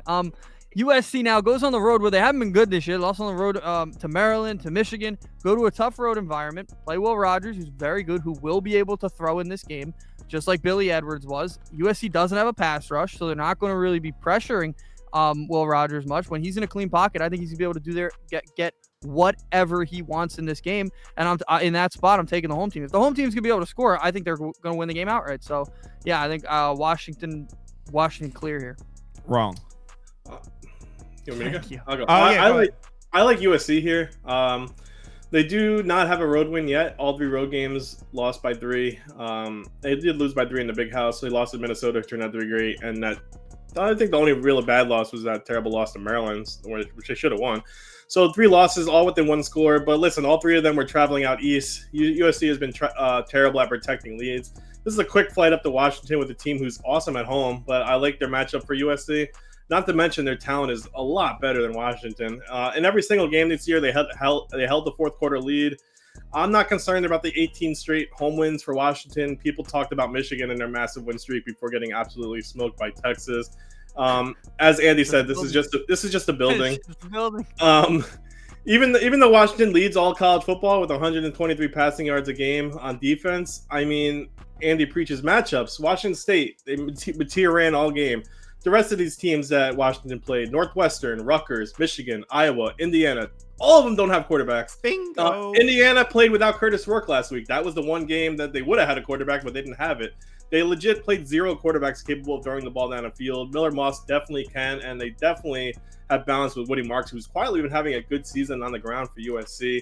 And you can say everything you want about Washington's offensive passing game. They get yards, sure, but they won't get points. 4 of the last 6 games, they haven't even scored 20 points. So I really like USC here. I think they will win this one by like 10 points. Yeah, I agree. Scoop was. Hey, I didn't get to go. Scoop was spitting right there. Spot on. I hate that I got bingoed. Washington's defense might suck. They're right now. You look at their defense and you're like, oh, okay, they're struggling against the run, but they're good against the pass. It's because, like Scoop said, they haven't played anybody that can throw the ball. The only team that they've played that has a passing attack is Indiana. It was the backup quarterback. By the way, they still beat the shit out of them by 2 touchdowns with that quarterback. So yeah, I think USC is going to be able to score relentlessly here. I know USC has struggled in their road conference games. That was at Minnesota, at Michigan. That's Big Ten games. We're back in USC's element here. This is a Pac-12 game. This is not a weird spot for USC. They always go up to Washington. This isn't weird. Going to the Big House is unique for USC. Going to Minnesota is unique for USC. Going to Washington, man, that's just another Saturday for the Trojans. And I think Lincoln Riley's going to score on mostly every possession in this game. On the other side, Will Rogers is cool, and I'm a Jed Fish guy, as you guys know. So in terms of the Washington passing attack, they have my respect, and they will be able to make throws in this game. Andy's right about that, but they don't run the ball much at all. Not really much of a rushing attack. The way I look at this game, okay, you have Miller Moss and Will Rogers, the 2 passing attacks, about even. Every other aspect of the game, USC's better. I'll take USC's defense. I'll take USC's run game across the board. USC comfortably here. Sorry, Jed. Next. Timeout. One thing. You say that Miller Moss is like, so this is like great quarterback. Dude, he's had 2 good games. I mean, you're saying he's going to throw all over them because they haven't seen a quarterback. I mean, Miller Moss, is he a quarterback? It's still the best quarterback they've seen. He's still the best quarterback they've seen. By like a lot. Who's the best quarterback they've seen, Andy? Callie McManus? Oh, Callie McManus. My bad. I saw Callie McManus. Who's the best quarterback they've seen? You're not wrong. They haven't seen great quarterback. This will be the best quarterback they've seen. They haven't seen a quarterback. But like, is Miller Moss a quarter? Do we know that? Because I haven't seen it. I've seen it twice, and it was against Rutgers and LSU. I mean, LSU was 2 months ago. All right, Andy, you'll find out the hard way. I can't wait. Oh.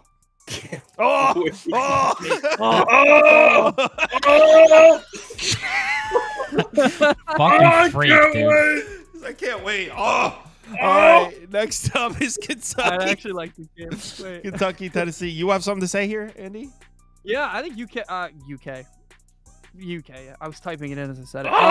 Kentucky's I think Kentucky's covering here. Their defense is good. I've got to give Kentucky credit. Their defense is good. It's especially the pass rush, and that's become an issue for Tennessee. Tennessee's O-line starting the season was great. It looked amazing pretty much up until that Oklahoma game. Then after that, now that they've had to play pass rush and play good competition, they look bad. Their O-line looks really bad. And Nico under pressure has been a disaster. His numbers under pressure. Quarterback rating, F. Doesn't get lower than that. Yards per attempt, F.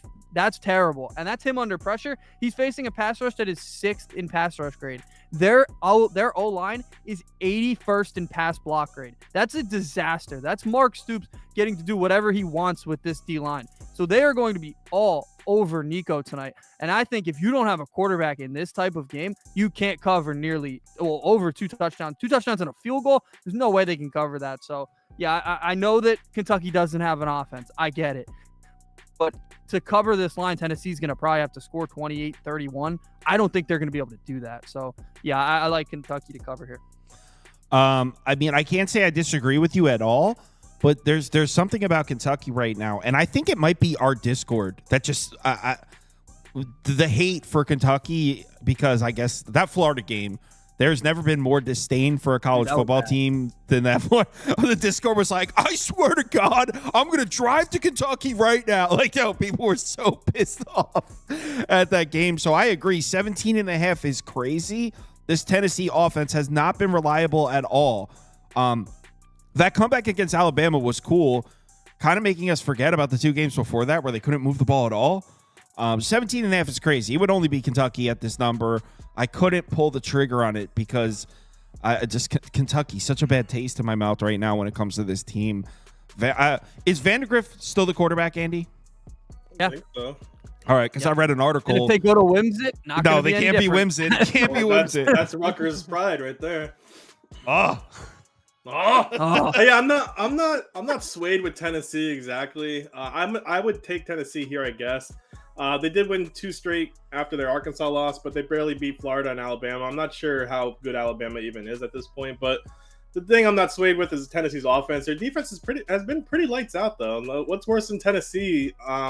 What's worse than Tennessee's offense? Like 10 times worse is Kentucky. Vandergrift can't do anything really since SEC play started. They hardly have a run game. It's hard to stay with teams even with a solid defense when they can't score.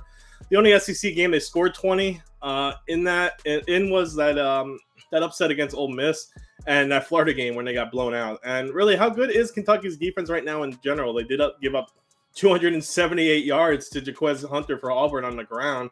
Dylan Sampson and Deshaun Bishop should definitely be able to get some space on the front seven right now. This is already the 7th best rushing team in the country. So I think they should have a field day here on the offense. So, I mean, Kentucky's offense has stayed the same, which is trash. They actually have the worst offense in the SEC right now in most metrics. And their defense has definitely regressed since the beginning of the season. Not only that, but their defense has lost 2 more starters on their front seven. So they also give up the most 10-plus rush yards per play in the SEC right now. They're giving up chunk yardage all the time. I think Tennessee should come out stronger than usual and run all over this Kentucky defense and find a good play action from Nico when it matters most. They could throw the ball down the field. So I do like Tennessee laying the 17.5, even though it's a big number. Next. By the way, guys, it says what games we're doing next in the bottom left. Deeply concerned about the people I know. asking when we're discussing Penn State, tell. Ohio State, when it says right fucking there in the bottom was left getting corner when it's coming up. knew he was getting mad. Seek help if you're asking, that. you fucking illiterate fucks. Dude, chill. Dude, chill. Next up. Daddy, chill.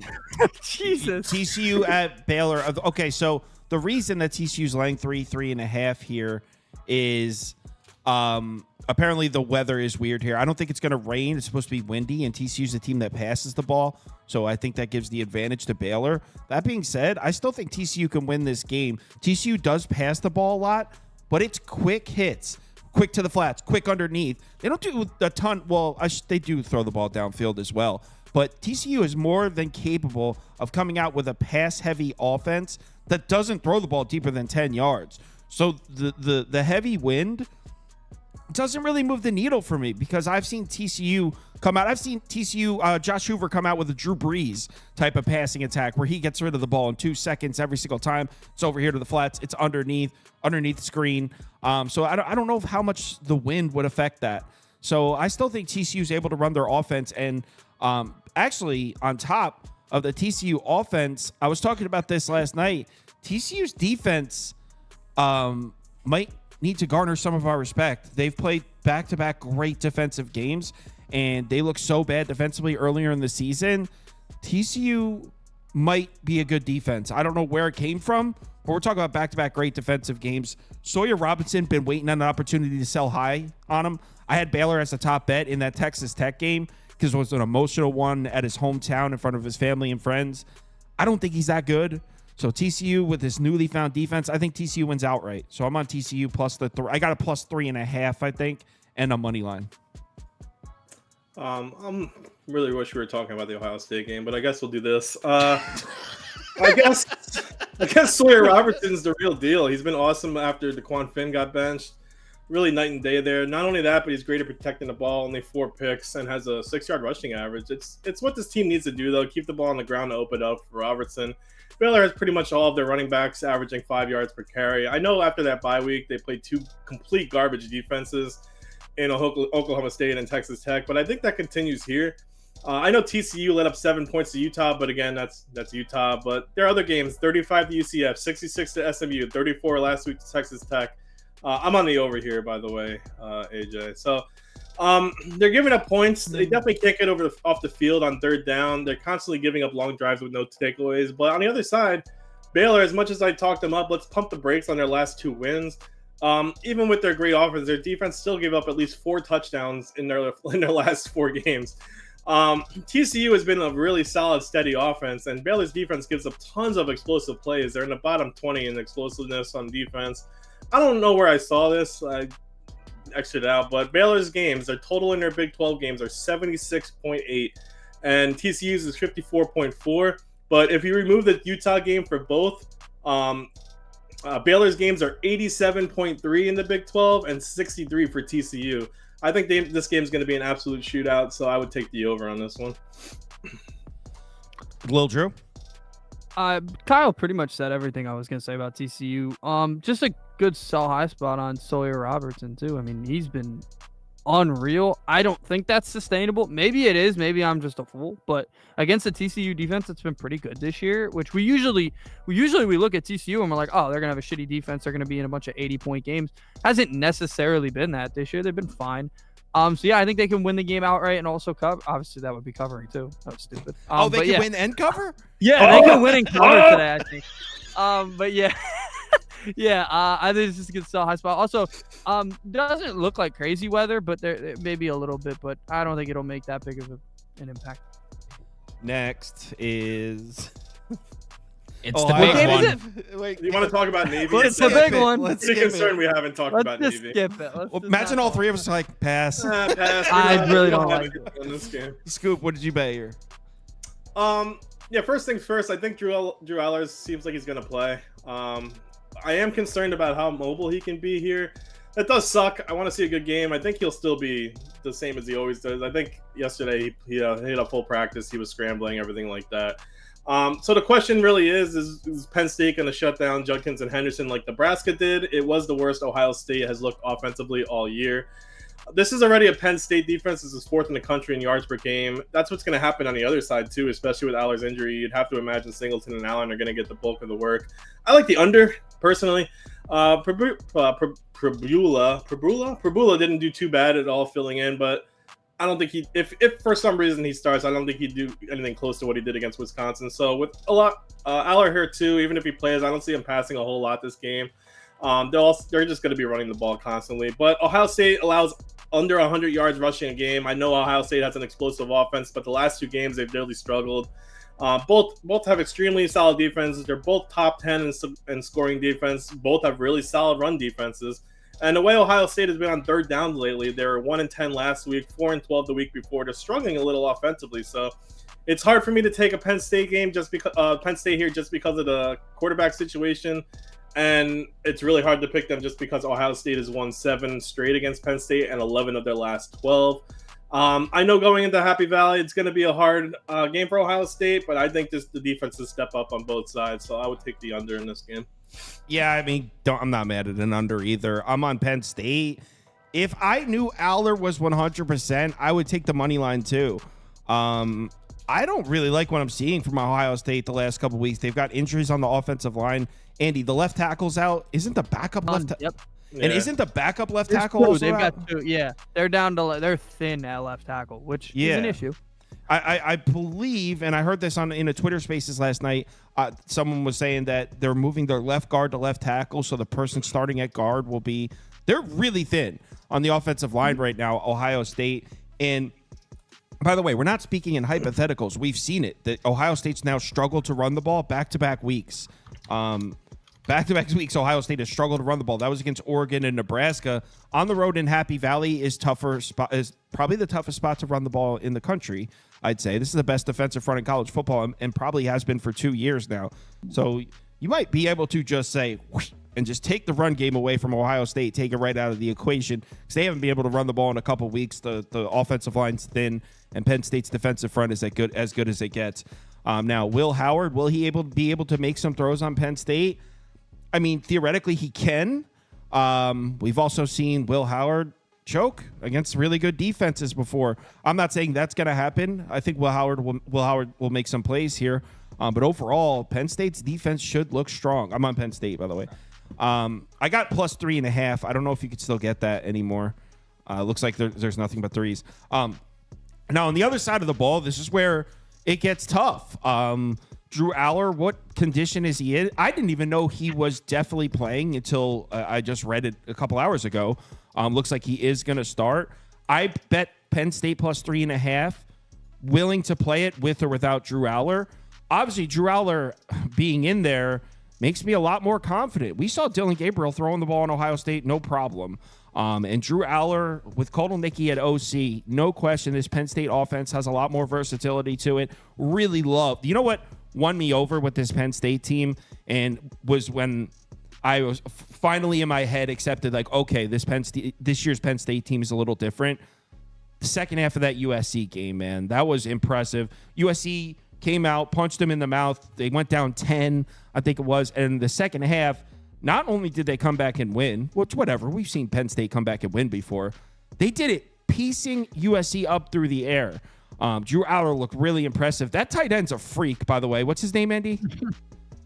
I'm sorry, what? What's the Penn State tight end name? He's a freak, that kid. He's amazing. Warner? Is it Warner? Last name? No, his name's number 44. I forget his name. I know, it's a weird number for a Warren. tight end, It's too. Warren. I just looked. It's Warren. Warren. So that kid's good as hell. But Drew Aller with Kotelnicki at OC can make the throws.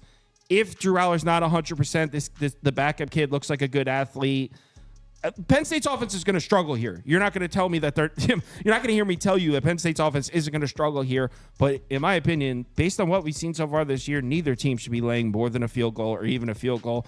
If you tell me Ohio State's the better team, I'm willing to co-sign it. But this should be in Happy Valley. It should be a pick 'em. You can't tell me that Ohio State's two, because if you're laying 3 in Happy Valley, you're saying Ohio State on a neutral field, 5, 5.5, 7 in Columbus, and there's just no way that these two teams are that far apart right now. So Penn State, Ohio State. I think it's interesting because I know everybody looks at last week, and look, the O-line's going to be an issue, but teams have worked through those things before. Is Will Howard going to be under pressure? Sure, but he's going to have to scramble, make some plays? Yeah. I think he could do it. I mean, he's a veteran. He can do it in this spot. I'm not worried about how they played last week against Nebraska. Nebraska got up for that game. Ohio State didn't. That happens all the time. It was a clear look-ahead spot. Penn State handled their look-ahead spot pretty well, even with a backup quarterback. I was impressed by that. But to me, it's about who has Penn State played. And I know that might sound, on the surface, that might sound silly because their games the last 2 weeks were at Wisconsin and USC. But neither one of those teams are exactly world beaters. None of those teams are great. USC, Miller Moss, I question how good he actually is at quarterback. Same thing with Wisconsin. They're starting a backup for the rest of the season. He's been fine, but not to this level. This is a different breed of team. This is a different level of team. And for me, the only question is, can Ryan Day have this team up for this game, ready to go, noon, on the road? He's done it before. I think he can do it again. He has a good tendency in the regular season of winning these games. It's when things go out of the regular season that he struggles. Other than the Oregon game, he's won every big regular season game he's needed to win. And I think that they can win this one. And I know they're laying 3, but I think they can win it by a touchdown. I think this game will be decided by a touchdown either way. I really do. But I understand why people are taking Penn State. If not now, then when is the way I feel about it for James Franklin and Penn State. Oh, this is the shot. This is it. Yeah, this is your shot because you've got this team weak as they'll ever be. If you beat Ryan Day, he's gone as could be. I understand people will question I don't know about that. Yeah, he is.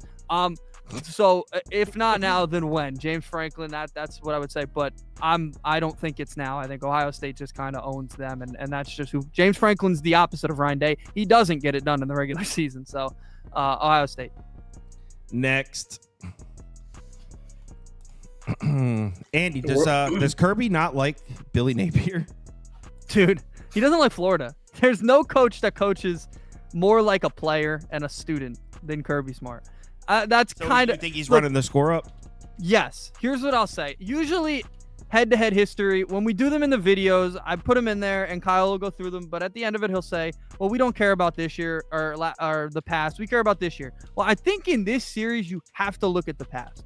In 2 of the last, or Georgia's won 3 straight, but in 2 of the last 3, Georgia has been favored by this exact line. It was 14.5, which is what we have, but I think it raised to 15. It was 17.5 earlier in the week. People are betting Florida. Whatever. In those games, Georgia ran the score up because Kirby just does that. I don't know what it is about him. I don't know why they're wired that way. But when it's a rivalry game and he can I think I said it about Lane Kiffin. If he can blow you out, he'll blow you out, right? That's just who Kirby is. It's just how it goes. That's just the way that it's been in the history of since Kirby took the job. I think he's lost to him twice. The one time he lost to him, he had Dwan Mathis coming in at quarterback, like the one time recently. So this exact game happened last year, and Carson Beck was able to do whatever he wants. I know Florida's got more talent than they did last year. They've had a bit of a better season than a lot of us thought they would have, but it's now the gauntlet part of their schedule. They got Georgia. They got, I believe, Tennessee. Or did they already play Tennessee? But they've got a lot of big games coming up, and this is just one of them. I think Georgia gets up for it and just crushes them. But I can understand talent-wise, this is probably the best Billy Napier's had in his opportunities. But he's catching Georgia at a point where the offense isn't exactly moving well, and they need to get it moving well. So I think this is the spot where they'll do it. And I promise I'm not a homer because I've bet against Georgia multiple times this year and hit. So it's not a homer take. Just to answer your question, Andy. So Florida has number 2 Georgia. Next week they're at Texas. Then they have number 16 LSU, number 19 Ole Miss, right? all in a row. It's a gauntlet for Florida. I think this is the Billy Napier farewell tour. I would go Georgia or under here. I don't think Georgia's defense, man. Holy shit. A lot of people look at the final score against Texas, 30-15. Georgia's offense didn't even play well in the game. Georgia's defense shut Quinn Ewers out. They couldn't do anything. And entering the season, we thought that Georgia would have one of the best defenses in the country. And then for a little bit there, we were like, maybe they don't. It's starting to look like they figured it out. So I think Georgia's defense is a problem. And I think this DJ Lagway experiment is adorable. I think Lagway is going to really be in trouble here. So I think Georgia wins and wins comfortably. Am I 100% sold on Carson Beck though? I don't know what's wrong with him, but this dude just can't protect the football. So I would say final score, let's say 34-10 Georgia. How about that?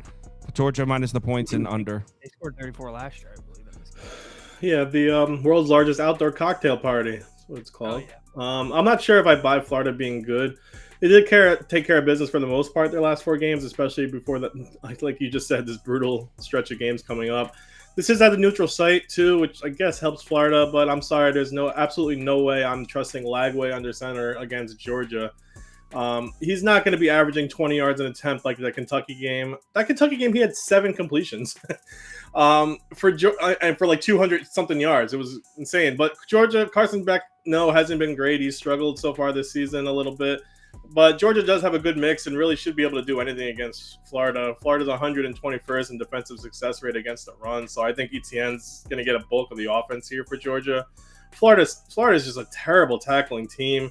Getting into a backfield for losses, that doesn't exist. So I think Kirby Smart will definitely have the right play calling here. I just don't see Florida's defense doing really anything. They haven't played a great offensive team since week 5. And yes, that includes Tennessee. If you look at their numbers, Tennessee is actually outside the top 90 in success rate on their offense. So I understand Lagway has been really solid on deep throws, but there's no way I'm trusting him against an NFL quality players on defense. I think Georgia wins this game pretty easily. All right, next game. I like this one. Texas A&M, South Carolina. Man. I'll go. I mean, Texas. Go ahead. I guess the problem is Connor Wayman's starting today. I don't know. Why is he starting if he is? I maybe Marcel Reed, who led this team to the win against LSU. Now apparently Wayman's going to hit the transfer portal after this season because his feelings are hurt. Listen, these teams are really evenly matched, but both teams have dominant defensive lines to get to the quarterback, and both are really solid against the run. The issue with the Cox are their flaccid offensive line, man. Compared to the Cox, Texas A&M's line is rigid and strong. They're going to really emasculate this line. South Carolina is 130th, allowing tackles for loss. They're last in the country with negative yards for the year. They're second to last in sacks allowed per game. So this Texas A&M team is going to cause a lot of problems, I feel. And I know South Carolina is solid against the run, but A&M did run for 242 yards last week against LSU and has really solid pass protection. The thing I am concerned about is Marcel Reed. I don't know if he's actually good. I really don't know. I don't know if I'd have Wyman in either because he's, you saw how he played at LSU, but Either way, the last 3 games for A&M, they had 13 rushing touchdowns. They're one of the best rushing teams in this league. And Carolina still struggles with turnovers. So on paper, this is a classic trap game for A&M, but I like the way they're playing. I think they should win this. I think they should win this by a touchdown or so. Cox down. Cox down. I mean, you said these teams are evenly matched. I think Texas A&M's the significantly better team.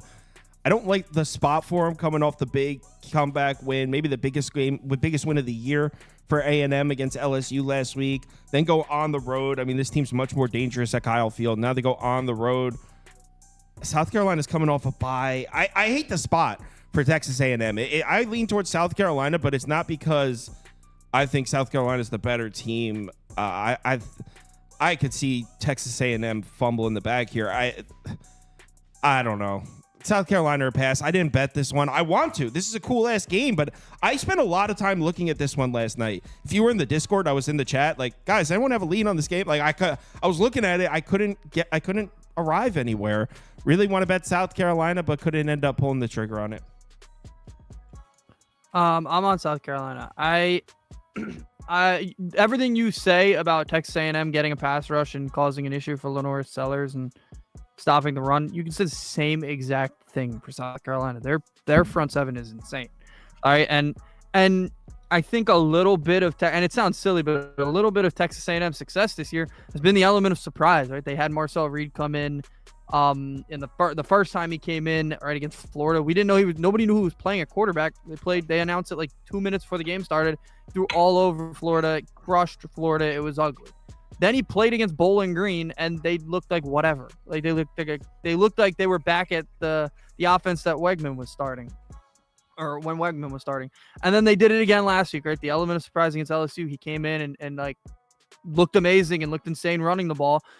If they're gonna if South Carolina's prepared for both of them, I think that they can stop the run and at least keep this thing within the field goal at home, especially where they've been better. Other than the Ole Miss game where they looked really bad. South Carolina looked really bad in that game overall. They lost 27-3. Other than that, there are a couple home games. LSU, Oklahoma. I know Oklahoma sucks, but they still looked good in that game and they crushed them. So, I think that this is a game where it's a typical kind of A&M spot, which kind of scares me because if A&M's actually turning the corner, they win this game by a lot.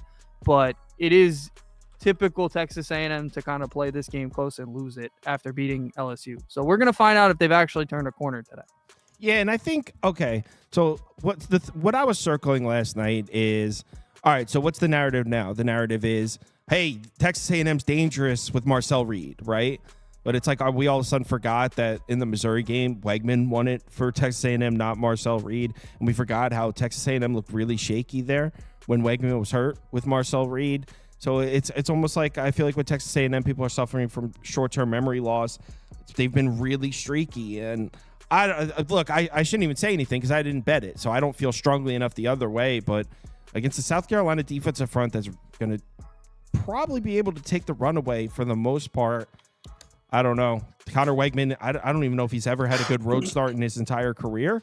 If it's Marcel Reed, do you trust him as a passer against the South Carolina pass rush? I think Texas A&M offensively could really be in a situation here. So, yeah, I lean South Carolina. I might bet this, actually. Lyman's going to transfer to Auburn. This is what Andy put as the final game, by the way. Because it's time-wise, it's the last one.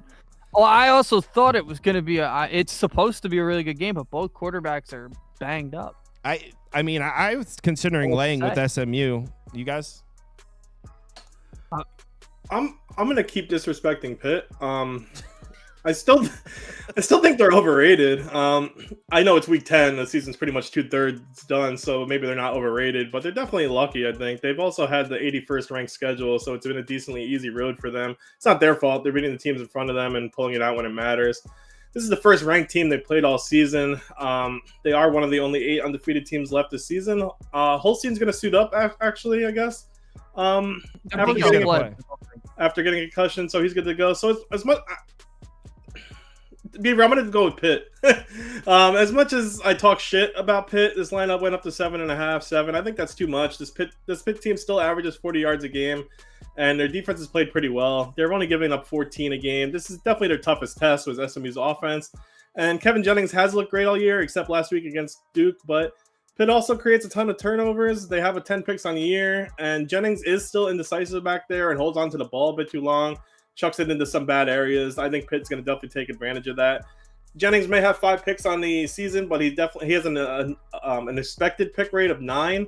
So four of these were dropped. So I'm going to take Pitt. I will take the 7. And I guess it's 7 now, or is it? I thought you said I'm going going to keep disrespecting Pitt. That's how you started. He disrespected Pitt by picking him, I guess. Yeah, I just want to disrespect them in general. I'm not betting this game. I just think they're an overrated team. I just think that 7.5 is too much. So I would take the points. Yeah, I'm not betting this either. I will say this line is whoa. So SMU looks more dominant. I would probably lay just playing the sharp line, but I'm not betting this shit. I would be on Pitt, and I think I will bet this probably before kickoff. There's a significant split here, and I know I don't want to harp too much on coverages, but when they're significant, I try to throw them in there. SMU's passing against man this year. They're 12th and they're 19th in grade passing against man. Well, Pitt's 123rd in man coverage. They don't run man. Now on the other side, what do they do against zone? Right, 73rd in passing grade against zone. That's all Pitt runs. So I think that's significant. They're not great at running zone. They're not a great defense. They're not a great pass defense overall, but it is significant that the one thing that SMU is really good at picking apart, they're good at throwing against man. Well, they're not going to see that today. So that is significant. They do want to run the ball more anyway, but with Jennings banged up, that really hinders them. And if they have to put Preston Stone in, I don't know that they can afford to do that. He looked, as much as I thought he was going to be really good, when he was on the field, this offense didn't do anything. It was the lowest point in their season, and since Jennings took over, this team's been amazing on offense, pretty much besides last week when he got hurt. So I think that Pitt can possibly win the game, but I would take them obviously to cover here. They're really good. I know they kind of got handed last week, the Kyle McCord stat line, which will live in my head forever, but they kind of got lucky there, but they've looked good otherwise. So I think that they can cover this one and possibly even win it. All right, Andy, do your underdog. Ooh, let me Well, I'll do the community parlay. Play the song. Community parlay, the parlay we bet, yeah. Community parlay is for the community. We come unite, making a parlay. Yeah. That was funny as shit, Andy. That was good. He's like, I can't wait all. I can't wait. All right, so Andy, do the underdog. I'm gonna get the community parlay going. So I've got Emeka. I don't know how to say the last name. Abuka. He's going to be amazing in the NFL last year. If you haven't heard about him, I know I butchered his name, but 29.5 first half passing yards. I think they're going to try to get the pass going early and often, quickly there. That's what they're going to have to do to win this game. I don't necessarily think they're going to try to run the ball too much because I think Penn State can limit that. Max Brosmer, interception. I mean, he's thrown them on the road. He's had issues on the road against Illinois, especially here. They've been good against quarterbacks at home as well. DJ Lagway lower than 191 passing yards. I don't think that offense is going to get much done against Georgia. I know that some people think it's going to be a high scoring game. I don't necessarily believe that for Florida. And then Will Rogers over 1.5 passing touchdowns. I already told you how I feel about the game. I think he's obviously a huge part of it. They don't really want to run the ball. And the USC pass defense hasn't been great this year, obviously. So I think he'll throw for 2 touchdowns. All right, so Andy got frisky today. He put 4 legs in that bad boy for us. The underdog free pick of the day today. It is going to be 1 second. I don't know why it did not load for me. It looks like it's not there today, but I believe it's LeBron James over a half total point. So if you're a new customer, the free pick for today is LeBron James over a half total point. And if you're not a customer yet, you can sign up in one of these yellow states using our promo code BET. You get a deposit match up to $1,000 using, again, the promo code BET. Guess how many letters are in the promo code BET? 3 letters. 3 letters. So the first leg of the community parlay is Miami money line, a 21-point favorite. What does everyone think of Navy? I was thinking about betting it. I feel like that number is way too little. Someone says Andy looks like he listens to Future. Religiously. He doesn't like Future. He drinks Wockhart out double cups. No, he does not. Oregon money line. Wow, this is going to be like minus 170. I think I'm adding What were the Navy. first two? Oregon and who? Miami. Okay. I'm looking at it. Scoop. I haven't looked at that one. There were a couple of games that I liked today. Fresno State again. I really liked them against Hawaii. North Carolina, Florida State. They like North Carolina. Andy's more of a Jonas Brothers type of guy. Country and Jonas Brothers. That's what you'll get me. Kyron Drones is out today for Virginia Tech. Wow. I wish I bet that under. Man. 3 letters. 3-11. Navy Rice. That is a low line. It's Definitely. low. Rice is tough this year. Rice is tough to gauge. So we got Oregon and Miami. Oh, the one I have is Mississippi State minus 8. Indiana money line. We might have to add a 5th leg to this because it's going to be like minus 200. So we got. Well, maybe they'll make Ohio State or Penn State, and then maybe it'll help it a little bit. They won't though. Somebody said Yeah, we're adding a 5th leg to it. We said got this it. shit about to be a smoothie. Because of all the juice. That's a good point. Miami's minus 1650. Yeah, that's what I'm saying. We got to. Oregon's like 1900 or something. Yeah, that's. The line hasn't moved on the Virginia Tech game yet. So it's With him out, Syracuse should be favored. it's Oregon money line, Miami money line, Indiana money line. This one's going to be looks like Arizona State. I'll give it another few seconds, but yep, Arizona State money line, and then we're going to add one. We're adding a 5th leg because these. So they like Ohio State, I mean, that's plus 144 right there. Georgia, Texas A&M, and Pittsburgh money line. Oh yeah, that line went down to 3. All right, what's the last leg? A 5-leg community parlay.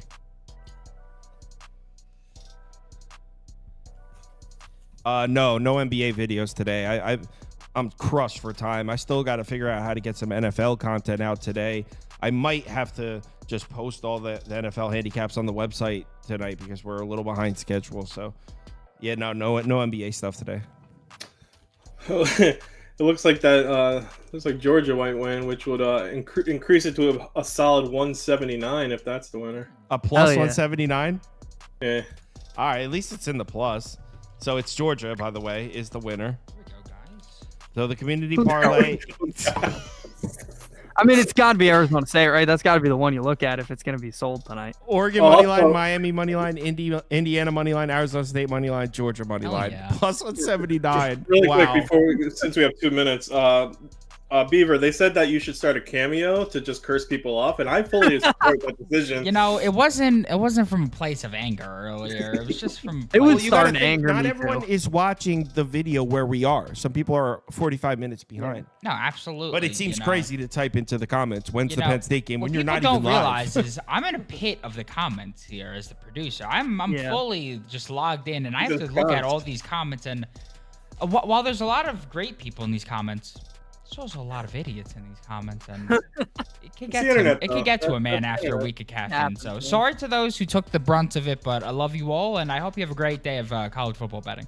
Please remember to bet responsibly today. See you guys in the morning, 11 a.m. for the NFL show. Later. Stay goated. See y'all tomorrow. College basketball Monday. No, nobody cares. They care. Literally. Can't nobody